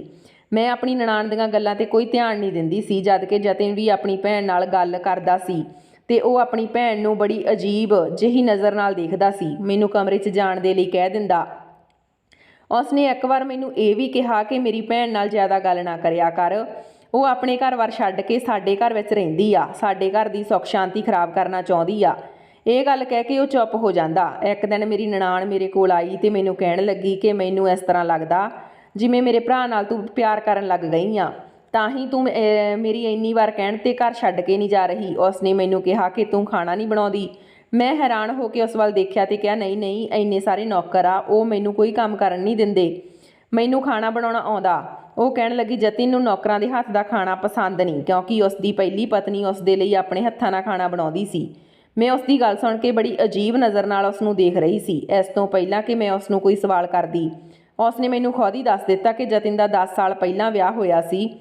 ਉਹਦੀ ਪਤਨੀ ਕਿਸੇ ਬਿਮਾਰੀ ਦੀ ਵਜ੍ਹਾ ਕਰਕੇ 1 ਸਾਲ ਬਾਅਦ ਮਰ ਗਈ। ਇਹ ਸੁਣ ਕੇ ਮੈਨੂੰ ਬੇਹੱਦ ਅਫਸੋਸ ਹੋਇਆ। ਥੋੜ੍ਹੀ ਦੇਰ ਬਾਅਦ ਉਹ ਮੇਰੇ ਕਮਰੇ 'ਚ ਚਲੀ ਗਈ। ਮੈਂ ਸੋਚਿਆ ਕਿ ਮੈਂ ਸਾਰਾ ਦਿਨ ਬੋਰ ਹੁੰਦੀ ਰਹਿੰਦੀ ਹਾਂ। ਅੱਜ ਨੌਕਰਾਂ ਨੂੰ ਕਹਿੰਦੀ ਹਾਂ ਕਿ ਮੈਂ ਤੁਹਾਡੇ ਮਾਲਕ ਲਈ ਖਾਣਾ ਬਣਾਵਾਂਗੀ। ਮੈਂ ਕਿਚਨ 'ਚ ਚਲੀ ਗਈ। ਖਾਣਾ ਬਣਾਉਣ ਦੇ ਬਾਅਦ ਖਾਣੇ ਨੂੰ ਚੰਗੀ ਤਰ੍ਹਾਂ ਢੱਕ ਕੇ ਕਮਰੇ 'ਚ ਆ ਗਈ। ਜਦੋਂ ਮੇਰਾ ਪਤੀ ਘਰ ਆਇਆ ਤਾਂ ਮੇਰੀ ਨਨਾਣ ਨੇ ਕਿਹਾ ਕਿ ਅੱਜ ਤੇਰੀ ਪਤਨੀ ਨੇ ਤੇਰੀ ਪਸੰਦ ਦਾ ਖਾਣਾ ਬਣਾਇਆ। ਮੇਰੇ ਪਤੀ ਨੇ ਕੋਈ ਖਾਸ ਰਿਐਕਸ਼ਨ ਤਾਂ ਨਹੀਂ ਕੀਤਾ, ਬਸ ਥੋੜ੍ਹਾ ਜਿਹਾ ਮੁਸਕਰਾਇਆ। ਖਾਣਾ ਖਾਣ ਤੋਂ ਬਾਅਦ ਮੇਰੇ ਪਤੀ ਦੀ ਤਬੀਅਤ ਅਚਾਨਕ ਵਿਗੜਨ ਲੱਗ ਗਈ। ਅਸੀਂ ਸਾਰੇ ਘਬਰਾ ਗਏ ਕਿਉਂਕਿ ਮੇਰੇ ਪਤੀ ਨੂੰ ਖੂਨ ਦੀਆਂ ਉਲਟੀਆਂ ਆ ਰਹੀਆਂ ਸੀ। ਉਹਨਾਂ ਨੂੰ ਹਸਪੀਟਲ 'ਚ ਐਡਮਿਟ ਕਰਵਾਇਆ ਗਿਆ ਤਾਂ ਡਾਕਟਰ ਨੇ ਦੱਸਿਆ ਕਿ ਉਸ ਨੂੰ ਕਿਸੇ ਨੇ ਜ਼ਹਿਰ ਦੇ ਕੇ ਮਾਰਨ ਦੀ ਕੋਸ਼ਿਸ਼ ਕੀਤੀ ਆ। ਇਹ ਗੱਲ ਸੁਣ ਕੇ ਮੇਰੇ ਪੈਰਾਂ ਥੱਲੋਂ ਜ਼ਮੀਨ ਨਿਕਲ ਗਈ। ਮੇਰੀ ਨਨਾਣ ਆਪਣੇ ਭਰਾ ਦੀ ਹਾਲਤ 'ਤੇ ਉੱਚੀ ਉੱਚੀ ਰੋ ਰਹੀ ਸੀ। ਉਸ ਨੇ ਕਿਹਾ ਕਿ ਮੇਰੇ ਭਰਾ ਨੂੰ ਮਾਰਨ ਵਾਲੀ ਇਹ ਕੁੜੀ ਆ, ਅੱਜ ਇਸ ਨੇ ਖਾਣਾ ਬਣਾਇਆ ਸੀ। ਖਾਣਾ ਖਾਣ ਤੋਂ ਬਾਅਦ ਮੇਰੇ ਭਰਾ ਦੀ ਹਾਲਤ ਵਿਗੜ ਗਈ। ਜ਼ਰੂਰ ਇਸ ਨੇ ਖਾਣੇ 'ਚ ਜ਼ਹਿਰ ਮਿਲਾਇਆ ਹੋਵੇਗਾ। ਉਸ ਨੇ ਰੌਲਾ ਪਾ ਕੇ ਪੁਲਿਸ ਨੂੰ ਵੀ ਬੁਲਾ ਲਿਆ। ਮੇਰੇ ਪਤੀ ਦਾ ਇਲਾਜ ਚੱਲ ਰਿਹਾ ਸੀ। ਪੁਲਿਸ ਮੈਨੂੰ ਆਪਣੇ ਨਾਲ ਲਿਜਾ ਰਹੀ ਸੀ। ਮੈਂ ਪੁਲਿਸ ਦੇ ਅੱਗੇ ਹੱਥ ਜੋੜ ਰਹੀ ਸੀ, ਰੋ ਰਹੀ ਸੀ ਕਿ ਪਲੀਜ਼ ਮੈਨੂੰ ਛੱਡ ਦਿਓ, ਮੈਂ ਅਜਿਹਾ ਕੁਝ ਵੀ ਨਹੀਂ ਕੀਤਾ, ਇਹ ਔਰਤ ਝੂਠ ਬੋਲ ਰਹੀ ਆ। ਪਰ ਮੇਰੇ ਇਹ ਗੱਲ 'ਤੇ ਕਿਸੇ ਨੇ ਯਕੀਨ ਹੀ ਨਹੀਂ ਕੀਤਾ ਤੇ ਮੈਨੂੰ ਅਰੈਸਟ ਕਰ ਲਿਆ ਗਿਆ। ਭਾਵੇਂ ਮੈਂ ਜਤਿਨ ਨੂੰ ਕਿਵੇਂ ਮਾਰ ਸਕਦੀ ਸੀ। ਫਾਰਮੈਲਿਟੀ ਨਿਭਾਉਣ ਦੇ ਲਈ ਉਸ ਦੇ ਨਾਲ ਖੁਸ਼ੀ-ਖੁਸ਼ੀ ਰਹਿ ਰਹੀ ਸੀ, ਪਰ ਉਸ ਨੂੰ ਮਾਰਨ ਵਰਗੀ ਗਲਤੀ ਨਹੀਂ ਕਰ ਸਕਦੀ ਸੀ। ਇਹ ਗੱਲ ਮੈਂ ਸਭ ਨੂੰ ਐਕਸਪਲੇਨ ਕਿਵੇਂ ਕਰ ਸਕਦੀ ਸੀ। ਮੈਨੂੰ ਜੇਲ੍ਹ 'ਚ ਬੰਦ ਕਰ ਦਿੱਤਾ ਗਿਆ। ਮੇਰੇ ਤੋਂ ਪੁੱਛ-ਗਿੱਛ ਕੀਤੀ ਗਈ। ਬਾਰ-ਬਾਰ ਇਹੀ ਕਹਿ ਰਹੀ ਸੀ ਕਿ ਮੈਂ ਜ਼ਹਿਰ ਨਹੀਂ ਮਿਲਾਇਆ। ਖਾਣੇ 'ਚ ਜ਼ਹਿਰ ਮਿਲਾਉਣ ਵਾਲਾ ਕੌਣ ਆ, ਇਹ ਮੈਂ ਨਹੀਂ ਜਾਣਦੀ। ਮੈਨੂੰ ਪਤਾ ਲੱਗਿਆ ਕਿ ਮੇਰੇ ਪਤੀ ਦੀ ਹਾਲਤ ਬਹੁਤ ਸੀਰੀਅਸ ਆ, ਪਰ ਜੇ ਉਸ ਦੀ ਮੌਤ ਹੋ ਗਈ ਤਾਂ ਮੈਨੂੰ ਬਹੁਤ ਸਖਤ ਸਜ਼ਾ ਮਿਲੇਗੀ। ਮੈਂ ਆਪਣੀ ਕਿਸਮਤ 'ਤੇ ਰੋ ਰਹੀ ਸੀ। ਮੈਨੂੰ ਜੇਲ੍ਹ 'ਚ ਮੇਰੀਆਂ ਭੈਣਾਂ ਤੇ ਮੇਰੀ ਮੰਮੀ ਮਿਲਣ ਲਈ ਆਈਆਂ। ਮੇਰੀ ਮੰਮੀ ਕਹਿਣ ਲੱਗੀ, ਬੇਟਾ ਉਹ ਇਨਸਾਨ ਪਤਾ ਨਹੀਂ ਤੇਰੇ ਨਾਲ ਕੀ ਕਰੇਗਾ। ਅੱਜ ਉਸ ਦੀ ਵਜ੍ਹਾ ਨਾਲ ਤੂੰ ਜੇਲ੍ਹ 'ਚ ਆ। ਕਾਸ਼ ਉਸ ਦਿਨ ਤੂੰ ਵਿਆਹ ਕਰਵਾਉਣ ਦੇ ਲਈ ਨਾ ਮੰਨਦੀ ਤਾਂ ਅੱਜ ਤੂੰ ਇਸ ਵੱਡੀ ਮੁਸੀਬਤ ਵਿੱਚ ਨਾ ਫਸਦੀ। ਮੈਨੂੰ ਬਚਾਉਣ ਦੇ ਲਈ ਮੇਰੀ ਮੰਮੀ ਕੁਝ ਨਹੀਂ ਕਰ ਸਕਦੀ ਸੀ। ਮੈਂ ਸਿਰਫ ਰੱਬ ਅੱਗੇ ਪ੍ਰਾਰਥਨਾ ਕਰ ਰਹੀ ਸੀ ਕਿ ਮੇਰੇ ਪਤੀ ਨੂੰ ਹੋਸ਼ ਆ ਜਾਵੇ, ਉਹ ਠੀਕ ਹੋ ਜਾਵੇ, ਉਸ ਦੀ ਜ਼ਿੰਦਗੀ ਖਤਮ ਨਾ ਹੋਵੇ। ਮੈਨੂੰ ਜੇਲ੍ਹ 'ਚ 24 ਘੰਟੇ ਹੋ ਗਏ। ਮੇਰੀ ਹਾਲਤ ਰੋ ਰੋ ਕੇ ਬੁਰੀ ਹੋ ਰਹੀ ਸੀ। ਜੇਲ੍ਹ ਵਿੱਚ ਮੈਨੂੰ ਬਹੁਤ ਤੰਗ ਕੀਤਾ ਜਾ ਰਿਹਾ ਸੀ। ਮੈਨੂੰ ਆਪਣੇ ਪਾਪਾ ਦੀ ਬਹੁਤ ਹੀ ਯਾਦ ਆ ਰਹੀ ਸੀ। ਉਸ ਦਿਨ ਮੇਰੇ ਪਾਪਾ ਵਿੱਚ ਉਸ ਸਕੀਮ ਵਿੱਚ ਪੈਸੇ ਇਨਵੈਸਟ ਕਰਨ ਦੀ ਗਲਤੀ ਨਾ ਕਰਦੇ ਤਾਂ ਅੱਜ ਮੇਰੇ ਨਾਲ ਇਹ ਸਭ ਕੁਝ ਨਾ ਹੁੰਦਾ। ਮੈਂ ਰੋਂਦੀ ਰੋਂਦੀ ਜੇਲ੍ਹ ਦੇ ਕੋਨੇ 'ਚ ਬੈਠੀ ਸੀ। ਅਚਾਨਕ ਹਵਲਦਾਰ ਆਇਆ। ਉਸਨੇ ਕਿਹਾ, ਉੱਠ, ਤੇਰੀ ਬਲੀ ਬੇਲ ਹੋ ਗਈ ਆ। ਮੈਂ ਬਾਹਰ ਗਈ। ਮੈਂ ਦੇਖਿਆ ਮੇਰੇ ਪਤੀ ਦਾ ਮੈਨੇਜਰ ਮੈਨੂੰ ਲੈਣ ਆਇਆ ਸੀ। ਉਹ ਮੈਨੂੰ ਗੱਡੀ 'ਚ ਬਿਠਾ ਕੇ ਹਸਪੀਟਲ ਲੈ ਗਿਆ। ਉਸਨੇ ਕਿਹਾ, ਸਰ ਨੂੰ ਹੋਸ਼ ਆ ਗਿਆ, ਉਹ ਤੈਨੂੰ ਮਿਲਣਾ ਚਾਹੁੰਦਾ। ਜਦੋਂ ਮੈਂ ਆਪਣੇ ਪਤੀ ਕੋਲ ਗਈ ਤਾਂ ਮੈਂ ਕਿਹਾ ਕਿ ਮੈਂ ਖਾਣੇ 'ਚ ਜ਼ਹਿਰ ਨਹੀਂ ਮਿਲਾਇਆ, ਮੈਂ ਤੁਹਾਨੂੰ ਨਹੀਂ ਮਾਰ ਸਕਦੀ। ਉਸਨੇ ਮੇਰੀ ਗੱਲ ਸੁਣ ਕੇ ਕਿਹਾ, ਮੈਂ ਜਾਣਦਾ ਤੂੰ ਮੈਨੂੰ ਨਹੀਂ ਮਾਰ ਸਕਦੀ, ਤਾਂ ਹੀ ਮੈਂ ਤੈਨੂੰ ਰਿਹਾ ਕਰਵਾਇਆ। ਅਸਲੀ ਮੁਜਰਮ ਨੂੰ ਜੇਲ੍ਹ ਦੀਆਂ ਸਲਾਖਾਂ ਪਿੱਛੇ ਪਹੁੰਚਾ ਦਿੱਤਾ ਗਿਆ। ਇਹ ਸੁਣ ਕੇ ਮੇਰੇ ਹੋਸ਼ ਉੱਡ ਗਏ। ਮੈਂ ਹੈਰਾਨ ਹੋ ਕੇ ਆਪਣੇ ਪਤੀ ਵੱਲ ਦੇਖਣ ਲੱਗੀ। ਮੇਰੇ ਪਤੀ ਨੇ ਮੇਰੇ ਅੱਗੇ ਹੱਥ ਜੋੜ ਲਏ ਤੇ ਕਹਿਣ ਲੱਗਿਆ, ਮੈਨੂੰ ਮਾफ़ ਕਰ ਦੇ। ਜੋ ਕੁਝ ਵੀ ਮੈਂ ਤੇਰੇ ਤੇ ਤੇਰੀ ਫੈਮਿਲੀ ਨਾਲ ਕੀਤਾ, ਉਹ ਸਭ ਦੀ ਸਜ਼ਾ ਮੈਨੂੰ ਮਿਲ ਗਈ। ਦਰਅਸਲ ਉਹ ਮੇਰੀ ਮਤਰੇਈ ਭੈਣ ਆ। ਮੈਂ 15 ਸਾਲਾਂ ਦਾ ਸੀ ਜਦੋਂ ਮੇਰੀ ਮਾਂ ਦੀ ਮੌਤ ਹੋ ਗਈ ਸੀ। ਮੇਰੇ ਪਾਪਾ ਨੇ ਦੂਜਾ ਵਿਆਹ ਕਰਵਾ ਲਿਆ, ਪਰ ਮੇਰੀ ਮਤਰੇਈ ਮਾਂ ਦੀ 13 ਸਾਲ ਦੀ ਬੇਟੀ ਸੀ। ਮੇਰੀ ਮਤਰੇਈ ਮਾਂ ਆਪਣੀ ਬੇਟੀ ਨੂੰ ਸਾਡੇ ਘਰ ਨਾਲ ਲੈ ਕੇ ਆਈ ਸੀ। ਮੇਰੇ ਪਾਪਾ ਬਿਜ਼ਨਸਮੈਨ ਸੀ, ਉਹਨਾਂ ਦੀ ਬਹੁਤ ਸਾਰੀ ਪ੍ਰਾਪਰਟੀ ਸੀ। ਮੇਰੀ ਮਤਰੇਈ ਮਾਂ ਮੇਰੇ ਪਾਪਾ ਦੀ ਪ੍ਰਾਪਰਟੀ ਹਾਸਲ ਕਰਨਾ ਚਾਹੁੰਦੀ ਸੀ। ਜਦੋਂ ਮੈਂ 20 ਸਾਲ ਦਾ ਹੋਇਆ ਤਾਂ ਪਾਪਾ ਇਸ ਦੁਨੀਆ ਨੂੰ ਛੱਡ ਕੇ ਚਲੇ ਗਏ। ਉਸ ਦੀ ਮਤਰੇਈ ਮਾਂ ਨੇ ਕਦੇ ਵੀ ਮੈਨੂੰ ਸਕੂਨ ਨਾਲ ਨਹੀਂ ਰਹਿਣ ਦਿੱਤਾ। ਫਿਰ ਇੱਕ ਦਿਨ ਕਾਰ ਐਕਸੀਡੈਂਟ 'ਚ ਮੇਰੀ ਮਤਰੇਈ ਮਾਂ ਦੀ ਮੌਤ ਹੋ ਗਈ। ਮੇਰੀ ਮਤਰੇਈ ਭੈਣ ਦੀ ਮੇਰੇ ਨਾਲ ਜਵਾਨ ਹੋ ਰਹੀ ਸੀ। ਮੈਂ ਬਹੁਤ ਮਿਹਨਤ ਸੀ, ਇਸ ਲਈ ਪਾਪਾ ਦਾ ਬਿਜ਼ਨਸ ਮੈਂ ਸੰਭਾਲ ਲਿਆ। ਮੈਂ ਆਪਣੀ ਮਤਰੇਈ ਭੈਣ ਦਾ ਵਿਆਹ ਵੀ ਕਰਵਾ ਦਿੱਤਾ। ਉਸ ਦਾ ਵਿਆਹ ਵੀ ਬਹੁਤ ਵਧੀਆ ਫੈਮਿਲੀ ਤੇ ਚੰਗੇ ਮੁੰਡੇ ਨਾਲ ਕੀਤਾ ਗਿਆ, ਪਰ ਉਹ ਪ੍ਰਾਪਰਟੀ 'ਚੋਂ ਆਪਣਾ ਹਿੱਸਾ ਲੈਣਾ ਚਾਹੁੰਦੀ ਸੀ। ਮੈਂ ਉਸ ਨੂੰ ਕਿਹਾ ਕਿ ਇਹ ਸਭ ਕੁਝ ਮੇਰਾ, ਤੂੰ ਮੇਰੀ ਮਤਰੇਈ ਭੈਣ ਹੈ ਸਕੀ ਨਹੀਂ। ਇਹ ਸਭ ਕੁਝ ਮੈਂ ਆਪਣੀ ਮਿਹਨਤ ਨਾਲ ਬਣਾਇਆ। ਮੇਰੇ ਪਾਪਾ ਦਾ ਬਿਜ਼ਨਸ ਕੋਈ ਜ਼ਿਆਦਾ ਵਧੀਆ ਨਹੀਂ ਸੀ, ਪਰ ਮੈਂ ਆਪਣੀ ਮਿਹਨਤ ਨਾਲ ਹੀ ਬਹੁਤ ਕੁਝ ਬਣਾ ਲਿਆ ਸੀ। ਪਰ ਮੇਰੀ ਮਤਰੇਈ ਭੈਣ ਮੇਰੀ ਗੱਲ ਮੰਨਣ ਦੇ ਲਈ ਤਿਆਰ ਹੀ ਨਹੀਂ ਸੀ। ਫਿਰ ਮੈਂ ਉਸ ਨੂੰ ਕਹਿ ਦਿੱਤਾ ਕਿ ਮੈਂ ਤੈਨੂੰ ਪ੍ਰਾਪਰਟੀ 'ਚੋਂ ਅੱਧਾ ਹਿੱਸਾ ਦੇ ਦੇਵਾਂਗਾ, ਪਰ ਅਜੇ ਨਹੀਂ। ਉਹ ਜਲਦੀ ਤੋਂ ਜਲਦੀ ਪ੍ਰਾਪਰਟੀ ਹਾਸਲ ਕਰਨ ਦੇ ਲਈ ਬੇਚੈਨ ਹੋ ਰਹੀ ਸੀ। ਮੈਂ ਆਪਣੀ ਪਸੰਦ ਦੀ ਕੁੜੀ ਨਾਲ ਵਿਆਹ ਕਰਵਾ ਲਿਆ। ਮਤਰੇਈ ਭੈਣ ਨੂੰ ਲੱਗਣ ਲੱਗਿਆ ਕਿ ਮੈਂ ਉਸ ਨੂੰ ਪ੍ਰਾਪਰਟੀ 'ਚੋਂ ਕੁਝ ਵੀ ਨਹੀਂ ਦੇਵਾਂਗਾ। ਉਹ ਮੇਰੀ ਪਤਨੀ ਨੂੰ ਤੰਗ ਕਰਨ ਲੱਗ ਗਈ। ਆਪਣੇ ਬੱਚਿਆਂ ਨੂੰ ਲੈ ਕੇ ਸਾਡੇ ਘਰ ਵਿੱਚ ਰਹਿਣ ਲੱਗ ਗਈ ਤੇ ਕਹਿੰਦੀ ਕਿ ਇਹ ਮੇਰੇ ਮੰਮੀ ਪਾਪਾ ਦਾ ਘਰ ਆ, ਪਰ ਮੇਰੇ ਪਾਪਾ ਉਸ ਦੇ ਸਕੇ ਪਿਓ ਨਹੀਂ ਸੀ। ਮੈਂ ਆਪਣੀ ਪਤਨੀ ਦੇ ਨਾਲ ਬਹੁਤ ਖੁਸ਼ ਸੀ, ਪਰ ਅਚਾਨਕ ਮੇਰੀ ਪਤਨੀ ਨੂੰ ਇੱਕ ਬਹੁਤ ਵੱਡੀ ਬਿਮਾਰੀ ਹੋ ਗਈ। ਮੈਂ ਆਪਣੀ ਪਤਨੀ ਦਾ ਬਹੁਤ ਇਲਾਜ ਕਰਵਾਇਆ, ਪਰ ਫਿਰ ਵੀ ਉਹ ਇਸ ਦੁਨੀਆ ਤੋਂ ਛੱਡ ਕੇ ਚਲੀ ਗਈ। ਮੈਂ ਆਪਣੀ ਪਤਨੀ ਨੂੰ ਬਹੁਤ ਪਿਆਰ ਕਰਦਾ ਸੀ, ਇਸ ਲਈ ਮੈਂ ਕਦੇ ਵੀ ਦੂਜਾ ਵਿਆਹ ਕਰਵਾਉਣ ਬਾਰੇ ਨਹੀਂ ਸੋਚਿਆ। ਪਰ ਜਦੋਂ ਮੈਨੂੰ ਪਤਾ ਲੱਗਿਆ ਕਿ ਮੇਰੀ ਭੈਣ ਪ੍ਰਾਪਰਟੀ ਹਾਸਲ ਕਰਨ ਦੇ ਲਈ ਕੋਈ ਨਾ ਕੋਈ ਪਲੈਨਿੰਗ ਕਰਦੀ ਰਹਿੰਦੀ ਆ, ਫਿਰ ਮੈਂ ਸੋਚ ਲਿਆ ਕਿ ਹੁਣ ਚਾਹੇ ਜੋ ਮਰਜ਼ੀ ਹੋ ਜਾਵੇ, ਮੈਂ ਆਪਣੀ ਜਾਇਦਾਦ ਆਪਣੀ ਭੈਣ ਦੇ ਹਵਾਲੇ ਨਹੀਂ ਕਰਾਂਗਾ। ਮੇਰੀ ਪਤਨੀ ਸਿਰਫ ਮੇਰੇ ਨਾਲ 1 ਸਾਲ ਹੀ ਰਹੀ। ਮੇਰੀ ਕੋਈ ਔਲਾਦ ਨਹੀਂ ਸੀ। ਮੈਂ ਆਪਣੀ ਸਾਰੀ ਪ੍ਰਾਪਰਟੀ ਆਪਣੇ ਬੱਚਿਆਂ ਦੇ ਨਾਮ ਕਰ ਸਕਦਾ। ਮੇਰੀ ਭੈਣ ਇਹੀ ਚਾਹੁੰਦੀ ਸੀ ਕਿ ਮੇਰਾ ਵਿਆਹ ਨਾ ਹੋਵੇ, ਮੈਂ ਸਾਰੀ ਜ਼ਿੰਦਗੀ ਇਕੱਲਾ ਹੀ ਰਹਾਂ। ਮੇਰਾ ਕਦੇ ਦੂਜਾ ਵਿਆਹ ਕਰਵਾਉਣ ਨੂੰ ਮਨ ਹੀ ਨਹੀਂ ਕਰਦਾ ਸੀ, ਇਸ ਲਈ ਮੈਂ ਦੂਜਾ ਵਿਆਹ ਨਹੀਂ ਕਰਵਾਇਆ। ਪਰ ਜਦੋਂ ਮੈਂ ਤੈਨੂੰ ਦੇਖਿਆ, ਤੂੰ ਬਹੁਤ ਲਾਚਾਰ ਅਤੇ ਪਰੇਸ਼ਾਨ ਸੀ, ਇਸ ਲਈ ਮੈਂ ਤੇਰੇ ਨਾਲ ਵਿਆਹ ਕਰਵਾਉਣ ਦਾ ਫੈਸਲਾ ਕਰ ਲਿਆ। ਮੈਂ ਜਾਣਦਾ ਹਾਂ ਕਿ ਮੇਰੇ ਨਾਲ ਵਿਆਹ ਕਰਵਾਉਣ 'ਤੇ ਤੇਰੀ ਜ਼ਿੰਦਗੀ ਖਰਾਬ ਹੋ ਗਈ, ਪਰ ਤੂੰ ਅੱਜ ਵੀ ਪਵਿੱਤਰ ਆ। ਚਾਹੇ ਤਾਂ ਕਿਸੇ ਹੋਰ ਮਰਦ ਨਾਲ ਵਿਆਹ ਕਰਵਾ ਸਕਦੀ ਆ। ਮੇਰੀ ਭੈਣ ਮੈਨੂੰ ਮਾਰਨ ਦੀ ਪਲੈਨਿੰਗ ਤਾਂ ਕਾਫੀ ਸਮੇਂ ਤੋਂ ਕਰ ਰਹੀ ਆ, ਪਰ ਬਿਨਾਂ ਕਿਸੇ ਸਬੂਤ ਦੇ ਆਪਣੀ ਭੈਣ ਨੂੰ ਅਰੈਸਟ ਨਹੀਂ ਕਰਵਾ ਸਕਦਾ। ਮੈਂ ਸੋਚ ਲਿਆ ਕਿ ਮੈਂ ਮਰ ਗਿਆ ਤਾਂ ਮੇਰੀ ਸਾਰੀ ਪ੍ਰਾਪਰਟੀ ਮੇਰੀ ਭੈਣ ਹੜੱਪ ਲਵੇਗੀ, ਇਸ ਲਈ ਮੈਂ ਤੇਰੇ ਨਾਲ ਵਿਆਹ ਕਰਵਾਇਆ ਤਾਂ ਕਿ ਬਸ ਪ੍ਰਾਪਰਟੀ 'ਚ ਤੇਰਾ ਵੀ ਹਿੱਸਾ ਹੋਵੇ। ਪਰ ਆਪਣੇ ਵਿਆਹ ਤੋਂ ਬਾਅਦ ਉਹ ਹੋਰ ਜ਼ਿਆਦਾ ਬੇਚੈਨ ਰਹਿਣ ਲੱਗੀ। ਮੈਂ ਜਾਣਦਾ ਸੀ ਕਿ ਉਹ ਤੈਨੂੰ ਰਸਤੇ 'ਚੋਂ ਹਟਾਉਣ ਦੀ ਕੋਸ਼ਿਸ਼ ਕਰੇਗੀ। ਉਸਨੇ ਤੈਨੂੰ ਘਰੋਂ ਭੱਜਣ ਦੇ ਲਈ ਵੀ ਕਿਹਾ ਸੀ, ਪਰ ਜਦੋਂ ਤੂੰ ਉਸ ਦੀ ਗੱਲ ਨਾ ਮੰਨੀ ਤਾਂ ਉਸਨੇ ਤੇਰੇ ਬਣਾਏ ਹੋਏ ਖਾਣੇ 'ਚ ਜ਼ਹਿਰ ਮਿਲਾ ਦਿੱਤਾ ਤੇ ਸਾਰਾ ਇਲਜ਼ਾਮ ਤੇਰੇ 'ਤੇ ਲਗਾ ਦਿੱਤਾ। ਮੈਂ ਜਾਣਦਾ ਸੀ ਕਿ ਮੇਰੀ ਭੈਣ ਹਮੇਸ਼ਾ ਮੈਨੂੰ ਮਾਰਨ ਦੀ ਪਲੈਨਿੰਗ ਕਰਦੀ ਰਹਿੰਦੀ ਆ, ਪਰ ਉਹ ਇੰਨੀ ਜਲਦੀ ਇਸ ਤਰੀਕੇ ਵਿੱਚ ਮਾਰਨ ਦੀ ਕੋਸ਼ਿਸ਼ ਕਰੂਗੀ, ਇਹ ਮੈਂ ਕਦੇ ਨਹੀਂ ਸੋਚਿਆ ਸੀ। ਸ਼ਾਇਦ ਰੱਬ ਨੇ ਮੇਰੀ ਜਾਨ ਬਚਾਉਣੀ ਸੀ, ਇਸ ਲਈ ਮੈਂ ਬਚ ਗਿਆ। ਮੈਂ ਹੋਸ਼ ਵਿੱਚ ਆਇਆ ਤਾਂ ਮੈਨੂੰ ਸਮਝ ਆ ਗਿਆ ਕਿ ਮੇਰੀ ਭੈਣ ਨੇ ਜ਼ਰੂਰ ਤੇਰੇ 'ਤੇ ਇਲਜ਼ਾਮ ਲਗਾਇਆ ਹੋਵੇਗਾ।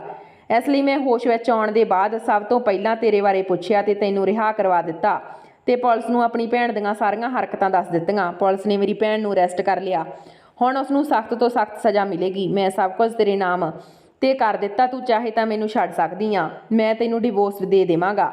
ਮੈਂ ਕੋਈ ਲਾਲਚੀ ਇਨਸਾਨ ਨਹੀਂ ਆ, ਲੋਕਾਂ ਨੂੰ ਲੋਨ ਦੇਣਾ ਮੇਰਾ ਕੰਮ ਆ। ਮੈਂ ਕਿਹਾ, ਤੁਸੀਂ ਸਾਡੇ ਨਾਲ ਪੈਸੇ ਲੈਣ ਦੇ ਲਈ ਇੰਨੀ ਜ਼ਬਰਦਸਤੀ ਕੀਤੀ, ਜਿਸ ਸਦਮੇ ਨੂੰ ਮੇਰੇ ਪਾਪਾ ਬਰਦਾਸ਼ਤ ਨਹੀਂ ਕਰ ਸਕੇ ਤੇ ਉਹ ਇਸ ਦੁਨੀਆ ਤੋਂ ਚਲੇ ਗਏ। ਜੇ ਤੁਸੀਂ ਮੇਰੇ ਪਾਪਾ ਦੀ ਗੱਲ ਮੰਨ ਲੈਂਦੇ ਤਾਂ ਅੱਜ ਸ਼ਾਇਦ ਉਹ ਜਿਉਂਦੇ ਹੁੰਦੇ। ਮੇਰੀ ਗੱਲ ਸੁਣ ਕੇ ਉਸਨੇ ਕਿਹਾ, ਲੋਕਾਂ ਤੋਂ ਆਪਣੇ ਪੈਸੇ ਦੀ ਡਿਮਾਂਡ ਕਰਨਾ ਤਾਂ ਮੇਰਾ ਕੰਮ ਆ, ਪਰ ਉਹਨਾਂ ਦਿਨਾਂ 'ਚ ਲਗਭਗ 3 ਮਹੀਨੇ ਦੇ ਲਈ ਨਿਊਯਾਰਕ ਗਿਆ ਹੋਇਆ ਸੀ। ਤੇਰੇ ਪਾਪਾ ਨਾਲ ਮੇਰੀ ਕੋਈ ਗੱਲ ਨਹੀਂ ਹੋਈ, ਬਲਕਿ ਮੇਰੇ ਮੈਨੇਜਰ ਨਾਲ ਗੱਲ ਹੋਈ ਸੀ। ਮੇਰੇ ਜਾਣ ਤੋਂ ਬਾਅਦ ਸਾਰਾ ਕੰਮ ਮੇਰੇ ਮੈਨੇਜਰ ਹੀ ਸੰਭਾਲਦਾ। ਮੇਰੇ ਮੈਨੇਜਰ ਨੇ ਤੇਰੇ ਪਾਪਾ ਨਾਲ ਕੁਝ ਜ਼ਿਆਦਾ ਹੀ ਸਖਤੀ ਕਰ ਦਿੱਤੀ। ਜਦੋਂ ਮੈਂ ਵਾਪਸ ਆਇਆ ਤਾਂ ਮੈਨੂੰ ਪਤਾ ਚੱਲਿਆ ਕਿ ਤੇਰੇ ਪਾਪਾ ਦੀ ਮੌਤ ਹੋ ਗਈ। ਮੈਂ ਆਪਣੇ ਮੈਨੇਜਰ ਨੂੰ ਬਹੁਤ ਝਿੜਕਿਆ। ਤੁਹਾਡੇ ਘਰ ਆਦਮੀਆਂ ਨੂੰ ਭੇਜਣ ਵਾਲਾ ਕੰਮ ਵੀ ਮੇਰੇ ਮੈਨੇਜਰ ਦਾ ਹੀ ਸੀ। ਮੇਰੇ ਆਦਮੀਆਂ ਨੇ ਤੁਹਾਡੇ ਘਰ ਦਾ ਸਮਾਨ ਚੁੱਕ ਕੇ ਬਾਹਰ ਸੁੱਟਿਆ ਸੀ। ਉਹਨਾਂ ਨੇ ਮੈਨੂੰ ਇਹ ਗੱਲ ਦੱਸੀ ਤਾਂ ਮੈਂ ਉਹਨਾਂ ਨੂੰ ਕਿਹਾ ਕਿ ਤੁਸੀਂ ਉਹਨਾਂ ਲੋਕਾਂ ਨਾਲ ਪਿਆਰ ਨਾਲ ਗੱਲ ਕਰਨੀ ਆ। ਮੈਂ ਖੁਦ ਇੱਕ ਦਿਨ ਤੁਹਾਡੇ ਘਰ ਤੇਰੀ ਮੰਮੀ ਨਾਲ ਗੱਲ ਕਰਨ ਦੇ ਲਈ ਆਇਆ ਸੀ। ਜਦੋਂ ਮੈਂ ਤੈਨੂੰ ਪਹਿਲੀ ਨਜ਼ਰ ਦੇਖਿਆ ਤਾਂ ਮੈਂ ਸੋਚ ਲਿਆ ਕਿ ਮੈਂ ਤੇਰੇ ਨਾਲ ਵਿਆਹ ਕਰਵਾਵਾਂਗਾ ਤੇ ਤੇਰੇ ਨਾਮ ਤੇ ਸਾਰੀ ਪ੍ਰਾਪਰਟੀ ਕਰ ਦੇਵਾਂਗਾ, ਕਿਉਂਕਿ ਤੈਨੂੰ ਤੇ ਤੇਰੇ ਪਰਿਵਾਰ ਨੂੰ ਪ੍ਰਾਪਰਟੀ ਦੀ ਬਹੁਤ ਜ਼ਰੂਰਤ ਆ। ਇਹੀ ਵਜ੍ਹਾ ਸੀ, ਜੇ ਮੈਂ ਪਹਿਲਾਂ ਤੇਰੇ ਨਾਲ ਨਰਮੀ ਨਾਲ ਗੱਲ ਕਰਦਾ ਤਾਂ ਤੂੰ ਮੇਰੇ ਨਾਲ ਵਿਆਹ ਕਰਵਾਉਣ ਦੇ ਲਈ ਤਿਆਰ ਨਹੀਂ ਹੋਣਾ ਸੀ, ਪਰ ਫਿਰ ਤੂੰ ਮਜਬੂਰੀ ਵਿੱਚ ਆ ਕੇ ਮੇਰੇ ਨਾਲ ਵਿਆਹ ਕਰਵਾ ਲਿਆ। ਜੇ ਮੈਂ ਡਾਇਰੈਕਟ ਤੇਰੇ ਨਾਲ ਵਿਆਹ ਕਰਵਾਉਣ ਦੀ ਗੱਲ ਕਰਦਾ ਤਾਂ ਤੇਰੀ ਫੈਮਿਲੀ ਵਾਲੇ ਇਹੀ ਸੋਚਦੇ ਕਿ ਪਤਾ ਨਹੀਂ ਮੇਰਾ ਕੀ ਮਕਸਦ ਆ। ਇਸ ਲਈ ਮੈਂ ਸਭ ਕੁਝ ਪਲੈਨਿੰਗ ਨਾ ਕੀਤਾ। ਤੂੰ ਮੇਰੀ ਬੇਟੀ ਦੀ ਉਮਰ ਦੀ ਆ, ਮੈਂ ਤੈਨੂੰ ਪਸੰਦ ਨਹੀਂ ਕਰਦਾ। ਮੇਰੇ ਦਿਲ ਵਿੱਚ ਤਾਂ ਅੱਜ ਵੀ ਮੇਰੀ ਪਤਨੀ ਲਈ ਪਿਆਰ ਆ। ਬਸ ਮੈਂ ਤੈਨੂੰ ਇਸ ਘਰ ਵਿੱਚ ਇਸ ਕਰਕੇ ਲਿਆਇਆ ਤਾਂ ਜੋ ਮੇਰੀ ਭੈਣ ਕਿਸੇ ਦਿਨ ਜ਼ਬਰਦਸਤੀ ਮੇਰੇ ਤੋਂ ਪ੍ਰਾਪਰਟੀ ਨਾ ਮੰਗ ਲਵੇ ਤੇ ਉਹ ਤੇਰੇ ਘਰ ਵਿੱਚ ਆਉਣ ਨਾਲ ਉਹ ਸੋਚੇਗੀ ਕਿ ਸ਼ਾਇਦ ਮੇਰੇ ਭਰਾ ਦਾ ਪਰਿਵਾਰ ਅੱਗੇ ਵੱਧ ਸਕਦਾ ਤੇ ਉਹ ਤੰਗ ਆ ਕੇ ਇੱਕ ਨਾ ਇੱਕ ਦਿਨ ਖੁਦ ਹੀ ਆਪਣੇ ਬੱਚਿਆਂ ਨੂੰ ਲੈ ਕੇ ਆਪਣੇ ਸਹੁਰੇ ਘਰ ਚਲੀ ਜਾਵੇਗੀ। ਉਹ ਬਹੁਤ ਹੀ ਖਤਰਨਾਕ ਔਰਤ ਆ। ਮੇਰਾ ਕੋਈ ਅਜਿਹਾ ਹੋਣਾ ਚਾਹੀਦਾ ਜਿਸ ਨੂੰ ਮੈਂ ਸਾਰੀ ਪ੍ਰਾਪਰਟੀ ਦੇ ਕੇ ਮਰ ਸਕਾਂ। ਮੈਂ ਜਾਣਦਾ ਕਿ ਮੇਰੀ ਜ਼ਿੰਦਗੀ ਬਹੁਤ ਥੋੜੀ ਆ, ਕਿਉਂਕਿ ਮੈਂ ਕਾਫੀ ਸਮੇਂ ਬਿਮਾਰੀਆਂ ਨਾਲ ਲੜ ਰਿਹਾ। ਮੇਰੀ ਉਮਰ ਵੀ ਕਾਫੀ ਹੋ ਗਈ ਆ। ਮੈਂ ਆਪਣੇ ਪਤੀ ਦੀ ਗੱਲ ਸੁਣ ਕੇ ਰੋਣ ਲੱਗ ਗਈ। ਮੈਂ ਆਪਣੇ ਪਤੀ ਨੂੰ ਕਿਹਾ ਕਿ ਮੈਂ ਤੁਹਾਨੂੰ ਛੱਡ ਕੇ ਕਿਤੇ ਨਹੀਂ ਜਾਵਾਂਗੀ। ਭਾਵੇਂ ਮੈਂ ਤੁਹਾਨੂੰ ਆਪਣਾ ਪਤੀ ਨਹੀਂ ਮੰਨਦੀ, ਪਰ ਮੈਨੂੰ ਤੁਹਾਡੇ ਲਈ ਹਮਦਰਦੀ ਆ। ਜਿੰਨਾ ਹੋ ਸਕੇ ਮੈਂ ਤੁਹਾਡਾ ਖਿਆਲ ਰੱਖਾਂਗੀ, ਤੁਹਾਡੀ ਸੇਵਾ ਕਰਨ ਦੀ ਕੋਸ਼ਿਸ਼ ਕਰਾਂਗੀ। ਇਸ ਤਰ੍ਹਾਂ ਮੇਰੇ ਪਤੀ ਦੇ ਡਿਸਚਾਰਜ ਹੋਣ ਤੋਂ ਬਾਅਦ ਅਸੀਂ ਘਰ ਆ ਗਏ। ਮੈਂ ਉਹਨਾਂ ਦੀ ਬਹੁਤ ਹੀ ਸੇਵਾ ਕੀਤੀ। ਉਹ 5 ਸਾਲ ਤੱਕ ਜਿਉਂਦੇ ਰਹੇ, ਫਿਰ ਇੱਕ ਦਿਨ ਇਸ ਦੁਨੀਆ ਨੂੰ ਛੱਡ ਕੇ ਚਲੇ ਗਏ, ਪਰ ਮਰਨ ਤੋਂ ਪਹਿਲਾਂ ਇਹ ਸਭ ਕੁਝ ਮੇਰੇ ਨਾਮ ਕਰ ਗਏ। ਮੈਨੂੰ ਉਹਨਾਂ ਨਾਲ ਬਹੁਤ ਹਮਦਰਦੀ ਸੀ। ਉਹਨਾਂ ਨੇ ਸਿਰਫ ਫਾਰਮੈਲਿਟੀ ਲਈ ਮੇਰੇ ਨਾਲ ਵਿਆਹ ਕਰਵਾਇਆ ਸੀ, ਮੇਰੇ ਨਾਲ ਕਦੇ ਵੀ ਗਲਤ ਨਹੀਂ ਕੀਤਾ। ਮੈਨੂੰ ਆਪਣੇ ਪਤੀ ਦੀ ਹਾਲਤ 'ਤੇ ਬਹੁਤ ਹੀ ਤਰਸ ਆਇਆ। ਮਰਨ ਤੋਂ ਬਾਅਦ ਮੈਂ ਉਹਨਾਂ ਦੀ ਆਤਮਾ ਦੀ ਸ਼ਾਂਤੀ ਲਈ ਪ੍ਰਾਰਥਨਾ ਕਰਦੀ ਹਾਂ। ਕਦੇ-ਕਦੇ ਇਸ ਦੁਨੀਆ ਵਿੱਚ ਜੋ ਲੋਕ ਬੁਰੇ ਬਣ ਕੇ ਸਾਡੇ ਸਾਹਮਣੇ ਆਉਂਦੇ ਆ, ਦਰਅਸਲ ਉਹ ਲੋਕ ਬੁਰੇ ਨਹੀਂ ਹੁੰਦੇ, ਬਲਕਿ ਉਹ ਕਿਸੇ ਮਜਬੂਰੀ ਦੇ ਕਾਰਨ ਸਾਡੇ ਸਾਹਮਣੇ ਬੁਰਾ ਬਣਨ ਦੀ ਕੋਸ਼ਿਸ਼ ਕਰਦੇ ਆ। ਅੱਜ ਇਸ ਗੱਲ ਨੂੰ ਬਹੁਤ ਸਾਲ ਹੋ ਗਏ ਆ, ਪਰ ਮੈਂ ਫਿਰ ਵੀ ਉਸ ਇਨਸਾਨ ਨੂੰ ਯਾਦ ਕਰਦੀ ਹਾਂ ਜਿਸ ਨੇ ਮੇਰੀ ਪੂਰੀ ਜ਼ਿੰਦਗੀ ਬਦਲ ਕੇ ਰੱਖ ਦਿੱਤੀ। ਅੱਜ ਵੀ ਮੈਂ ਉਸ ਬੰਗਲੇ 'ਚ ਬੜੀ ਸ਼ਾਨ ਨਾਲ ਰਹਿੰਦੀ ਹਾਂ। ਉਸ ਦੀ ਭੈਣ ਨੂੰ ਸਖਤ ਸਜ਼ਾ ਹੋ ਗਈ ਆ। ਅੱਜ ਤੱਕ ਉਹ ਜੇਲ੍ਹ ਵਿੱਚ ਹੀ ਆ। ਮੈਂ ਆਪਣੇ ਪਤੀ ਦਾ ਬਿਜ਼ਨਸ ਸੰਭਾਲ ਲਿਆ, ਆਪਣੀਆਂ ਭੈਣਾਂ ਦਾ ਵਿਆਹ ਕਰ ਦਿੱਤਾ ਅਤੇ ਆਪਣੀ ਮਾਂ ਨੂੰ ਲੈ ਕੇ ਇਸ ਬੰਗਲੇ 'ਚ ਰਹਿ ਰਹੀ ਹਾਂ। ਮੈਂ ਅੱਜ ਤੱਕ ਵਿਆਹ ਨਹੀਂ ਕਰਵਾਇਆ ਕਿਉਂਕਿ ਮੈਂ ਮੰਨਦੀ ਹਾਂ ਕਿ ਉਹ ਇਨਸਾਨ ਅੱਜ ਵੀ ਮੇਰਾ ਪਤੀ ਆ ਜਿਸ ਨੇ ਜਿਉਂਦੇ ਜੀ ਮੇਰੇ ਨਾਲ ਵਫਾ ਕੀਤੀ, ਪਰ ਮਰਨ ਤੋਂ ਬਾਅਦ ਮੈਂ ਉਸ ਦੇ ਨਾਲ ਵਫਾ ਕਰ ਸਕਦੀ ਹਾਂ। ਜਦੋਂ ਤੱਕ ਮੈਨੂੰ ਕੋਈ ਚੰਗਾ ਹਮਸਫਰ ਨਹੀਂ ਮਿਲ ਜਾਂਦਾ ਉਦੋਂ ਤੱਕ ਮੈਂ ਖੁਦ ਨੂੰ ਉਸ ਨੂੰ ਪਤੀ ਮੰਨਦੀ ਰਹਾਂਗੀ। ਸੋ ਦੋਸਤੋ, ਇਹ ਸੀ ਸਾਡੀ ਅੱਜ ਦੀ ਕਹਾਣੀ। ਕਿਵੇਂ ਦੀ ਲੱਗੀ ਲਾਈਕ ਸ਼ੇਅਰ ਕਰਕੇ ਜ਼ਰੂਰ ਜਾਇਓ। ਜੇ ਚੈਨਲ 'ਤੇ ਕਹਾਣੀ ਨੂੰ ਪਹਿਲੀ ਵਾਰ ਸੁਣ ਰਹੇ ਹੋ ਤਾਂ ਚੈਨਲ ਨੂੰ ਸਬਸਕ੍ਰਾਈਬ ਕਰਿਓ।